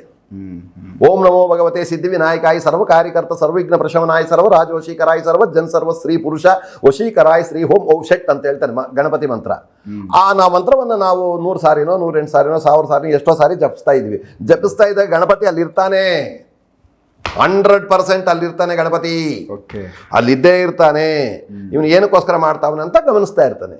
ನಾವು ಒಳ್ಳೆ ಕಾರ್ಯಕ್ಕೆ ನಮಸ್ಕಾರ ಮಾಡ್ತಾ ಇದ್ದಾಗ ತಥಾಸ್ತು ತಥಾಸ್ತು ತಥಾಸ್ತು ಅಂತ ಇರ್ತಾನೆ, ಮಾಡು ಮಾಡು ಮಾಡು ಮಾಡು ಅಂತ ಇರ್ತಾನೆ. ನಾವು ಕೆಟ್ಟದ್ದು ಮಾಡ್ತೀವಿ ಅಂತ ಇಟ್ಕೋ, ಅಲ್ಲಿ ಅವನು ಕಲ್ದೀರ ಇರ್ತಾನೆ, ಸೈಲೆಂಟ್ ಆಗಿರ್ತಾನೆ, ಮಾಡು ಮಾಡು ಮಾಡು ಮಾಡು ಅಂತ. ಅವ್ರು ಹೋಗಲ್ಲ ಗಾಡಿ. ಗಾಡಿ ಹೋಗಲ್ಲ ಮುಂದಕ್ಕೆ. ಇದು ಮಾಂತ್ರಿಕನ ವಿಚಾರ. ಓಕೆ. ರಿಯಲಿ ವಿಚಾರ ಇದು. ಗ್ರಹಗಳಾಗಬಹುದು, ಪ್ರಯೋಗಗಳಾಗ್ಬೋದು, ವಶೀಕರಣ ಆಗ್ಬೋದು, ಯಂತ್ರ ಆಗ್ಬೋದು, ಮಂತ್ರ ಆಗ್ಬೋದು, ತಂತ್ರ ಆಗ್ಬೋದು, ಯಾವುದೇ ದೇವ ಶೂದ್ರ ಶಕ್ತಿ ಆಗ್ಬೋದು, ಏನೇ ಆಗಬಹುದು. ಅದಕ್ಕೊಂದು ಅಧಿಪತಿ ಇದೆ. ಅದನ್ನು ನೀನು ಸರಿಯಾದ ರೀತಿಯಲ್ಲಿ ಅನುಷ್ಠಾನ ಮಾಡ್ಕೊಂಡಿರ್ಬೇಕು. ಅದು ನೀನು ಹೇಳ್ದಂಗೆ ಕೇಳೋ ರೀತಿಯಲ್ಲಿ ಇರಬೇಕು. ಅದು ಕೇಳಬೇಕಾದ್ರೆ ನೀನು ಲೋಕ ಕಲ್ಯಾಣವಾಗಿ ಇರಬೇಕು. ಇಲ್ಲಿ ಮೇಯ್ನು ಲೋಕ ಕಲ್ಯಾಣವಾಗಿ ನೀನಿದ್ದರೆ ಪ್ರಯೋಗ ಮಾಡುವಂತೈತೆ. ಈಗ ಮಾಟ ಮಾಡ್ತೀವಿ ನಾವು, ಪ್ರಯೋಗ ಮಾಡ್ತೀವಿ ನಾವು ಅಂತ ಹೇಳ್ತೀವಿ. ಆ ಪ್ರಯೋಗ ಮಾಡಿಸ್ಕೊಳ್ತಕ್ಕಂಥವನು, ಈಗ ನಮ್ಮ ಒಂದು ಪ್ರಯೋಗಕ್ಕೆ ಸಿಕ್ಕಿರ್ತಕ್ಕಂಥ ಒಂದು ಬಲಿ ಪಶುವು, ಅವನು ತುಂಬ ಕೆಟ್ಟವನಾಗಿದ್ದು, ಅವನಿಂದ ನೂರಾರು ಜನಕ್ಕೆ ತೊಂದರೆ ಆಗಿದ್ದು, ಅವನು ಒಂದು ಕೆಟ್ಟ ರೀತಿಯಾದಂಥ ಹುಳ ಆಗಿದ್ದರೆ ತಕ್ಷಣ ಈ ದೇವತೆ ನಮಗೆ ಸಪೋರ್ಟ್ ಮಾಡುತ್ತೆ. ಸೊ ಕೆಟ್ಟದ್ದಕ್ಕೆ ಜಲ್ದಿ ಅದನ್ನ ಅದು ಅವನು ಸರಿ ಇಲ್ಲ ಅಂತ ತೀರ್ಮಾನ ಆಗಿರುತ್ತೆ. ಆ ತೀರ್ಮಾನ ಇರೋದ್ರಿಂದನೇ ನಿನ್ನನ್ನು ಅಲ್ಲಿ ಪರಮಾತ್ಮ ಬಳಸ್ತಾ ಇರ್ತಾನೆ ಅವನ ಸರ್ವನಾಶ ಮಾಡೋಕ್ಕೆ. ಸೊ ದೇವ್ರದೇ ಒಂದು ಕೆಲಸ ಅನ್ನೋ ಥರ ಇರುತ್ತೆ ಇದು. ಮುಖ್ಯವಾಗಿ ಮೇಯ್ನು 99% ದೇವ್ರದೇ ಇದು. 99% ದೇವ್ರದೇ ಸ್ವಾಮಿ ಇದು. ಓಂ ನಮ ಶಿವಾಯ. ಎಲ್ಲದಕ್ಕೂ, ಕೆಟ್ಟಿದ್ದಕ್ಕೂ, ಒಳ್ಳೆಯದಕ್ಕೂ, ಇನ್ನೊಂದಕ್ಕೂ, ಮಂತ್ರಕ್ಕೂ, ತಂತ್ರಕ್ಕೂ, ಯಂತ್ರಕ್ಕೂ, ಪೂಜೆಗೆ ಎಲ್ಲದಕ್ಕೂ ಓಂ ತಗೊಂತೀವಿ. ಓಂ ಪ್ರಣವ. ಅದು ಪ್ರಣವ ಬೀಜ. ಯಾವುದೇ ಒಂದು ಗಿಡ, ಒಂದು ಮರ, ಒಂದು ಮಳೆ, ಒಂದು ಹುಲ್ಲು, ಒಂದು ಒಟ್ಟು ಏನೇ ಹುಟ್ಟಬೇಕಾದ್ರೂ ಬೀಜ ಹಾಕ್ಬೇಕಲ್ಲ, ಬೇಕು. ನಮ್ಮ ದೇಶದಲ್ಲೇ ಇಲ್ದಿದ್ದಂಥ ಗಿಡ ಇಲ್ಲಿ ಹುಟ್ಟುಬಿಡ್ತೈತೆ. ಹೆಂಗ್ ಹುಡ್ತೈತೆ ಅಂದ್ರೆ ಯಾವುದೋ ಒಂದು ಪಕ್ಷಿ ಅಲ್ಲಿ ತಿನ್ಬಿಟ್ಟು ಬಂದು ಇಲ್ಲಿ ವಿಸರ್ಜನೆ ಮಾಡಿರ್ತೈತೆ, ಆ ಬೀಜ ಇಲ್ಲಿ ಮಳಿತೈತೆ. ಹೌದು, ಬೀಜ ಅಲ್ವಾ ಅದು? ಈ ಓಂ ಅಂತಕ್ಕಂಥದ್ದು ಬೀಜ, ಮುಖ್ಯವಾಗಿ ಬೀಜ ಇದು. ಈ ಬೀಜ ಮಳಿಬೇಕಾದ್ರೆ ಇಲ್ಲಿ ಓಂ ಬೀಜಂ ಹ್ರೀಂ ಶಕ್ತಿ ಕ್ರೂಂ ಕೀಲಕಂ. ಓಂಕಾರಕ್ಕೆ ಪ್ರಣವ ಅಂತ ಹೇಳ್ತಾನೆ. ಪ್ರಣವ ಬೀಜ ಮೇನ್ ಮೂಲಾಧಾರ. ಈ ಓಂ ಎಲ್ಲದಕ್ಕೂ ತಗೊಂತೀವಿ ನಾವು, ಎಲ್ಲದಕ್ಕೂ ಬೇಕು. ಓಮಿಗೆ ಸಂಬಂಧಪಟ್ಟಂತ ಅವನು ಸದಾಶಿವನು ಅವನ ಆಶೀರ್ವಾದ ಮಾಡ್ಬೇಕಲ್ವಾ. ಓಂ ನಮಃ ಶಿವಾಯ. ಓಕೆ, ಆಶೀರ್ವಾದ ಮಾಡ್ತಾನೆ ಅವನು. ಓಂ ನಮಃ ಶಿವಾಯ ಅಂದ್ರೆ ಏನೋ ಇಲ್ಲ ಅದರಲ್ಲಿ, ನಿನಗೆ ನಮಸ್ಕಾರ ಅಂತ. ಓಂ ನಮಃ ಶಿವಾಯ. ಓಕೆ, ನಮಸ್ಕಾರ ಅರವಿಂದ್, ಇಷ್ಟೇ. ಅದು ಇನ್ನೇನು ಅಲ್ಲ. ಅದು ನಮ ಅಂದ್ರೆ ನಮಸ್ಕಾರ, ಶಿವ ಅಂದ್ರೆ ಶಿವ ನಿನ್ನ ಹೆಸರು. ಓಂ ನಮಃ ಶಿವಾಯ. ಓಕೆ, ಡೈಲಿ ಶಂಕ್ಷನ್ನೇ ಅದು. ಓಕೆ, ಅಲ್ಲಿ ಯಾಮ್ ನಮಃ ಶಿವಾಯ ಅಂತ ಹೇಳ್ತೀವಿ. ಯಾಮ್ ನಮಃ ಶಿವಾಯ ಅಂದಾಗ ಓಂ ಪ್ರಣವ, ಯಾಮ್ ಬಂದ್ಬಿಟ್ಟು ಆಕರ್ಷಣೆ ಬೀಜಾಕ್ಷರ. ಅದು ಯಾಮ್ ಬಂದ್ಬಿಟ್ಟು ಆಕರ್ಷಣೆ ಬೀಜಾಕ್ಷರ. ಇಲ್ಲಿ ನೀನು ಏನೋ ಒಂದು ಆಕಾಂಕ್ಷೆಯಿಂದ ಮಾಡ್ತಾ ಇರ್ತೀಯ ಈ ಮಂತ್ರವನ್ನ. ಯಾಮ್ ತಗೊಂಡಾಗ ಆಕರ್ಷಣೆ. ಈಗ ನಮ್ಮ ಮನೆಯಲ್ಲಿ ಯಾವುದೋ ಕೆಲಸ ಕಾರ್ಯಗಳಾಗ್ತಾ ಇಲ್ಲ, ಮಂಗಳ ಕಾರ್ಯಗಳಾಗ್ತಾ ಇಲ್ಲ, ಮದುವೆ ಆಗ್ತಾ ಇಲ್ಲ, ನಮಗೆ ಸರಿಯಾಗಿ ನಾವು ಸಂಪಾದನೆ ಮಾಡಿದಂಥ ಹಣ ಬೇರೆ ರೀತಿಯಲ್ಲಿ ಖರ್ಚಾಗಿ ಹಾಳಾಗಿ ಹೋಗ್ತಾ ಇದೆ, ಯಾವುದೋ ಒಂದು ಕಾಯಿಲೆ ಕಸಾಲೆ ಬರ್ತಾ ಇದೆ, ಏನೋ ಒಂದು ಗಲಾಟೆ ಬಂತು, ಎಲ್ಲೋ ಹೋದ್ವಿ, ಯಾವುದೋ ಸ್ಟೇಷನ್ಗೆ ಹೋದ್ವಿ, ಯಾರನ್ನೋ ಲಾಯರ್ ನೋಡಿದ್ವಿ, ಈ ರೀತಿ ಹೊಟ್ಟೋಗ್ತಾ ಇದೆ ನಮ್ಮ ಹಣ. ನಾವು ದೇವರೇ ಅಂತ ಕಷ್ಟಪಟ್ಟಂಥ ಹಣ ನಮಗೆ ಊಟ ಮಾಡಿ ಒಂದು 500 ರೂಪಾಯಿ ಉಳಿಲಿಲ್ಲ ಅಂತಕ್ಕಂಥ ವಿಚಾರ ಬಂದಾಗ ಯಾಮ್ ನಮಃ ಶಿವಾಯ ಅಂತ ತಗೊಂತೀವಿ ನಾವು. ಯಾಮ್ ಅಂದ್ರೆ ಆಕರ್ಷಣೆ. ಏನು ಜನ, ಧನ ಮತ್ತೆ ಕೆಲಸ ಕಾರ್ಯ, ಸರ್ವ ಕಾರ್ಯಗಳು ನಮಗೆ ಆಕರ್ಷಣೆಯಾಗಲಿ, ನಮಗೆ ನೆಗೆಟಿವ್ ಇರ್ತಕ್ಕಂಥದ್ದು ಸರ್ವ ದೋಷಗಳು ದೂರ ಹೋಗ್ಲಿ ಅಂತಕ್ಕಂಥ ಅದರ ಒಂದು ಚಿಹ್ನೆ, ಅದರ ಸಂಕೇತ, ಅದರ ಸಂಕಲ್ಪ. ಆ ಸಂಕಲ್ಪವನ್ನು ಮಾಡಿ ನಾವು ಮಾಡ್ತಾ ಇರ್ತೀವಿ. ಯಾಮ್ ನಮಃ ಶಿವಾಯ. ಯಾಮ್ ನಮಃ ಶಿವಾಯ ಅಂದಾಗ ಈ ಶಿವಪ್ಪ ಅಗೋಚರವಾದಂಥ ರೂಪದಲ್ಲಿ ಇವನು ಏನಕ್ಕೋಸ್ಕರ ಮಾಡ್ತಾ ಇರೋದು ಈ ಕೆಲಸ? ಈ ಪಾಯಿಂಟ್ ತಗೊಂಡವನಲ್ಲ, ಇದ್ರ ಅರ್ಥ ಏನು? ಇವಾಗ ನಾವು ಅವ್ರ ಜಮೀನು ಅಳ್ಸಕ್ ಹೋದಾಗ ಅವ್ರು ಸುಮ್ಮನೆ ಇರ್ತಾರ? ಬರ್ತಾರ ಅವರು. ಅಲ್ಲಲ್ಲ, ಅವ್ರ ಜಮೀನು ನಾವು ನಮ್ಮ ಜಮೀನು ಅಳಿಸ್ಕೊಂಡ್ರೆ ನಾವು ಓಕೆ ಅಕ್ಕಪಕ್ಕ ನಮ್ದೇನು ಅಳಿತ ಅಂತ ನೋಡ್ತಾರೆ. ಅದು ಡೈರೆಕ್ಟ್ ನಾವು ಅವ್ರ ಜಮೀನು ಅಳ್ದಾಗ ಅವ್ರು ಏನು ಮಾಡ್ತಾರೆ? ಏನು ನಿನ್ನ ಹತ್ರ ಏನೇನೈತೆ ಅಂತ ನೋಡ್ತಾರೆ. ಅದೇ ರೀತಿಯಾಗಿ ಯಾಮ್ ನಮಃ ಶಿವಾಯ ಅಂದಾಗ ಈ ಸದಾಶಿವನು ಏನು ಮಾಡ್ತಾನಪ್ಪ ಅಂದರೆ ನನ್ನ ಹೆಸರನ್ನ ಈ ಒಂದು ಪಾಯಿಂಟಲ್ಲಿ ತಗೊಂತಾವನಲ್ಲ, ಇದರಿಂದ ಫಲಾಫಲಿತಗಳೇನು, ಇವನು ಯಾಕೆ ತಗೊಂಡಿದ್ದಾನೆ, ಯಾರಿಗೋಸ್ಕರ ತಗೊಂಡಿದ್ದಾನೆ ಅಂತ ನೋಡ್ತಾನೆ. ನಾವು ಯಾರಿಗೆ ಬೇರೆಯವ್ರಿಗೋಸ್ಕರ ಆಗಲಿ ನಮಗೋಸ್ಕರ ಆಗಲಿ ಒಳ್ಳೆಯದಕ್ಕೆ, ನಮ್ಮ ಆಕರ್ಷಣೆಗೋಸ್ಕರ, ನಮ್ಮ ಆಸೆಗೋಸ್ಕರ, ನಮ್ಮ ಹೊಟ್ಟೆ ತಾಪತ್ರಯಕ್ಕೋಸ್ಕರ ಮಾಡ್ತಾ ಇದ್ದಾಗ ಅಂದ ಸದಾಶಿವಂದು ಏನು ತೊಂದರೆ ಇಲ್ಲ, ಸತಾಸ್ತು ಮಾಡು ಅಂತಾನೆ. ಅವಾಗ ಯಾಮ್ ಕೆಲಸ ಮಾಡೋದು. ನಮಃ ಶಿವಾಯ ಮಾಮೂಲಿ ನಿಂಗೆ ನಮಸ್ಕಾರ ಅಷ್ಟೇ, ಬೇರೆ ಏನಿಲ್ಲ. ಶಿವಾಯನಲ್ಲಿ ಏನು ಕತೆ ಇಲ್ಲ ಇಲ್ಲಿ. ನಮಃ ಶಿವಾಯನಲ್ಲಿ ಕತೆ ಏನು ಇಲ್ಲ ಇಲ್ಲಿ. ನಮಸ್ಕಾರ, ಶಿವಪ್ಪ ನಿನ್ನ ಹೆಸರು ಕಾಪಾಡು, ಇಷ್ಟೇ. ಬಟ್ ಯಾಮ್ ತಗೊಂಡಾಗ ಅದು ಆಕರ್ಷಣೆ ಬೀಜ. ಅದಕ್ಕೆ ಅವ್ರು ಆಶೀರ್ವಾದ ಮಾಡಿದ್ರೆ ಮಾತ್ರನೇ ಮಾಂತ್ರಿಕ ಇಲ್ಲಿ ಕೆಲಸ ಮಾಡೋದು, ಸಾಧಕನಿಗೆ ಹೆಸರು ಬರೋದು, ಸಾಧಕನಂತ ಹತ್ರ ಬಂದಿರತಕ್ಕಂಥ ವ್ಯಕ್ತಿಗೆ ರಿಸಲ್ಟ್ ಸಿಗೋದು. ಇಲ್ಲ ಸಿಗಲ್ಲ. ಏನ್ ಸಿಗಲ್ಲ? ಸಿಗಲ್ಲ ಇಲ್ಲಿ. ಅದೇ ರೀತಿಯ ಕ್ಷಂ ನಮಃ ಶಿವಾಯ ಅಂತ ತಗೊಂತೀವಿ. ಕ್ಷಂ ತಗೊಂಡಾಗ ಅದು ಅಮೃತ ಪಂಚಾಕ್ಷರಿ. ಆ ಕ್ಷಮ್ಗೆ ಏನ್ ಮಾಡಿದ್ದಾರೆ, ಕ್ಷಮ್ ಅಂತ ಅಕ್ಷರಕ್ಕೆ ಅಮೃತ ಪಂಚಾಕ್ಷರಿ ಅಂತಕ್ಕಂಥ ಒಂದು ಬಿರುದನ್ನ ಕೊಟ್ಟಿದ್ದಾರೆ. ಏನು ಈ ಪಂಚಾಕ್ಷರಿಗಳಲ್ಲಿ 3600 ಪಂಚಾಕ್ಷರಿಗಳು. ಈ ಪಂಚಾಕ್ಷರಿಗಳಲ್ಲಿ ಈ ಪಂಚಾಕ್ಷರಿಗಳಿಗೆ ಈ ಕ್ಷಮ್ ಅಂತಕ್ಕಂಥ ಒಂದು ಅಕ್ಷರಕ್ಕೆ ಅಮೃತ ಪಂಚಾಕ್ಷರಿ ಅಂತ. ಈ ನಮ್ಮ ನವಗ್ರಹಗಳಲ್ಲಿ ಈ ಚಂದ್ರನಿಗೆ ನಾವು ಅಮೃತ ಕೊಡ್ತಕ್ಕಂಥ ದೇವರು ಅಂತ ಏನು ಹೇಳ್ತೀವೋ, ಅಮೃತ ಸುರಿಯೋದು ಅವನಿಂದ, ಯಾರಿಂದ, ಚಂದ್ರನಿಂದ ಅಂತ ಏನು ಹೇಳ್ತೀವೋ, ಆ ರೀತಿಯಾಗಿ ಕ್ಷಮ್ ಅನ್ನೋ ಅಕ್ಷರಕ್ಕೆ ಅಮೃತ ಪಂಚಾಕ್ಷರಿ ಅಂತ ಹೆಸರನ್ನ ಕೊಟ್ಟಿದ್ದಾರೆ. ಅದಕ್ಕೆ ಶಕ್ತಿಯನ್ನು ತುಂಬಿದ್ದಾರೆ. ಅದನ್ನು ನಾವು ಮಾಡಿದಾಗ ಅದರ ಫಲನೂ ನಮಗೆ ಸಿಗುತ್ತೆ. ಬಟ್ ನಾವು ಏನಕ್ಕೆ ಉಪಯೋಗಿಸ್ತಾ ಇರ್ತೀವಿ ಅನ್ನೋದು ಇಲ್ಲಿ ಬೇಕು. ಕೇಳ್ತಾರೆ, ಇದು ಸರ್ಟಿಫಿಕೇಟ್, ಇದು ಪ್ರತಿ ಕೆಲಸ ಮಾಡೋವಾಗ, ಪ್ರತಿ ಪ್ರಯೋಗ ಮಾಡೋವಾಗ ಒಪ್ಸೆ ಮಾಡ್ಬೇಕಿದ್ರೆ ನಡೆಯಲ್ಲ. ಇಲ್ಲಿ ಈಗ ನೀವು ಏನೇ ಕೆಲಸ ಮಾಡಬೇಕಾದ್ರೂ ನಿಮ್ಮ ಪಂಚಾಯತಿಯಿಂದ ಬೇಕಲ್ವ ಆರ್ಡ್ರ್? ಬೇಕತ್ತ. ಇದು ಆರ್ಡ್ರ್, ಇದು ಈ ಆರ್ಡ್ರು ಮಾಂತ್ರಿಕರಿಗೆ ಗೊತ್ತಿಲ್ಲ. ಅದು ಗಂಟೆಯಲ್ಲಿ ಕೊಡ್ತೀನಿ, 2 ಗಂಟೆಯಲ್ಲಿ ಕೊಡ್ತೀನಿ, 24 ಗಂಟೆಯಲ್ಲಿ ಕೊಟ್ಬಿಡ್ತೀನಿ ರಿಸಲ್ಟು. ಅಷ್ಟು ಸುಲಭ ಅಲ್ಲ ಅದು. ನೀನು ಏನು ಮಾಡ್ತಾ ಇದೀಯ ಅನ್ನೋದು ಮೇಯ್ನು, ನೀನು ಹೆಂಗಿದೆಯಾ ಅನ್ನೋದು ಮೇಯ್ನು, ನಿನ್ನ ಸಾಧನೆ ಏನು, ನೀನು ಅದ್ರ ಬಗ್ಗೆ ಏನೇನು ತಿಳ್ಕೊಂಡಿದೀಯಾ, ನೀನು ಏನಕ್ಕೋಸ್ಕರ ಮಾಡ್ತಾ ಇದೀಯಾ, ಯಾರ ಮೇಲೆ ಮಾಡ್ತಾ ಇದೀಯಾ, ನಿನಗೇ ಮಾಡ್ಕೊತಾ ಇದೀಯಾ ಅನ್ನೋದೆಲ್ಲನೂ ಇಲ್ಲಿ ಒಪ್ಸ್ಬೇಕಾಗುತ್ತೆ. ಸಂಕಲ್ಪ ಅಲ್ವಾ ಮೇಯ್ನು. ಇವಾಗ ದೇವಸ್ಥಾನಕ್ಕೆ ಹೋಗ್ತಿರ್ವಿ, ಸಂಕಲ್ಪ ಮಾಡ್ಕೊಳ್ರಿ ಅಂತಾರೆ ಅವರು. ಹೌದು. ಮೊದಲು ತೀರ್ಥ ಕೊಡ್ತಾನೆ, ಆಮೇಲೆ ಹೂವು ಕೊಡ್ತಾನೆ, ನಮ್ದು ಕಣಿ ಎಲ್ಲ ಕೇಳ್ತಾನೆ, ಅಡ್ರೆಸ್ ಪ್ರೂಫು. ಆಮೇಲೆ ನೀವು ಸಂಕಲ್ಪ ಮಾಡ್ಕೊಳ್ರಿ. ಏನು ಸಂಕಲ್ಪ? ನಮ್ಗೆ ಮಕ್ಕಳಿಲ್ಲ, ನನ್ನ ಹೆಂಡ್ರಿ ಇಲ್ಲ, ನಂಗೆ ಮನೆ ಇಲ್ಲ, ಆಸ್ತಿ ಇಲ್ಲ, ಏನೋ ನಿನ್ನ ಸಂಕಲ್ಪ ನೀನು ಮಾಡ್ಕೊಂಡು ಕೂತ್ಕೊಳ್ಳೆ ಅಂತಾನೆ. ಸಂಕಲ್ಪ ಮಾಡ್ಕೊಂಡು ಕೂತ್ಕೊಂಡ್ರೆ ಅವನು ಮಂತ್ರ ಹೇಳ್ತಾನೆ, ಅಲ್ಲಿ ಏನೋ ಪೂಜೆ ಮಾಡ್ತಾನೆ, ಹೋಗ್ರಿ ಅಂತಾನೆ. ಅದೇ ರೀತಿಯಾಗಿ ನಾವು ಮಾಡೋ ಕೆಲಸಕ್ಕೆ ಸಂಕಲ್ಪ ಮಾಡಬೇಕಲ್ಲ. ನಾವು ಮೊದಲು ಸಂಕಲ್ಪ ಮಾಡ್ಬೇಕಿಲ್ಲಿ. ವಶೀಕರಣನೇ ಮಾಡೋಣಪ್ಪ, ಯಾವುದೋ ಹುಡುಗಿ ಬೇಕು ನಮಗೆ, ಸಂತೋಷ, ಸಂಕಲ್ಪ ಮಾಡಬೇಕಲ್ಲ. ಇವಾಗ ಎಲ್ಲೋ ಒಂದು ಕಡೆ ಹೆಣ್ಣು ನೋಡಿದ್ದೀವಿ, ಅವ್ರು ಹುಡುಗಿನ ಕೊಡಲ್ಲ ಅಂತ ಅವ್ರೆ ನಮಗೆ, ಅವ್ರನ್ನ ನಮ್ಗೆ ಕೊಡಂಗೆ ನಾವು ಮಾಡ್ಕೋಬೇಕು. ಈಗ ನಾವು ಒಂದೇ ಜಾತಿ, ಅವರು ನಾವು ಎಲ್ಲ ಒಂದೇ ಜಾತಿ, ನಮಗೂ ಆಸ್ತಿ ಇದೆ, ಅವ್ರಿಗೂ ಆಸ್ತಿ ಇದೆ, ಹುಡುಗಿ ಇಷ್ಟ ಆಗಿದೆ, ಏನೋ ಕಾರಣಾಂತರಗಳಿಂದ ಅವ್ರು ಕೊಡಲ್ಲ ಅಂತ ಅವ್ರೆ. ಕೊಡಲ್ಲ ಅಂದಾಗ ನಮ್ಗೆ ಅದೇ ಮನೇಲಿ ಹೆಣ್ಣು ಬೇಕು, ಅದೇ ಹುಡುಗಿ ಬೇಕಂದಾಗ ನಾವು ಸಂಕಲ್ಪ ಮಾಡ್ಬೇಕಲ್ಲ ಇಲ್ಲಿ. ಹೌದು. ಯಾಮ್ ನಮಃ ಶಿವಾಯ ಅಂದರೆ ಅವರು ನಮ್ಮಂತೆ ಆಕರ್ಷಣೆ ಆಗಿ ನಮ್ಗೆ ಮಗುವನ್ನು ಕೊಟ್ಟು ಮದುವೆ ಮಾಡಿ, ಆ ಮದುವೆ ನಾವು ಮಾಡಿಕೊಂಡು ಸಾರ್ವತ್ರಿಕವಾಗಿ ಸಂಸಾರ ಮಾಡ್ಕೊಂಡು ಹೋಗೋಣ ಅಂದ್ರೆ ಒಳ್ಳೆ ಕಾರ್ಯನೇ ಮಾಡೋಣ. ಬಟ್ ಅವ್ರು ಕೊಡಂಗೆ ಮಾಡ್ಬೇಕಾದ್ರೆ ಇಲ್ಲಿ ಸಂಕಲ್ಪ ಇಡಬೇಕಲ್ವ ನಾವು. ಸಂಕಲ್ಪ ಇಟ್ಟು ಆ ಬೀಜಾಕ್ಷರ ಪ್ರಯೋಗ ಮಾಡಬೇಕಲ್ವ ನಾವು. ಆ ಪ್ರಯೋಗ ಮಾಡಿ ಆ ಪ್ರಯೋಗಕ್ಕೆ ಏನೇನು ಸಂಬಂಧಪಟ್ಟಂಥ ಮೂಲಿಕೆಗಳು, ಮಂತ್ರಗಳು, ಯಂತ್ರಗಳು, ತಂತ್ರಗಳು ಇದೆಲ್ಲ ರೆಡಿ ಮಾಡಿ ನಾವು ಕೊಟ್ಟಿರ್ತೀವಿ.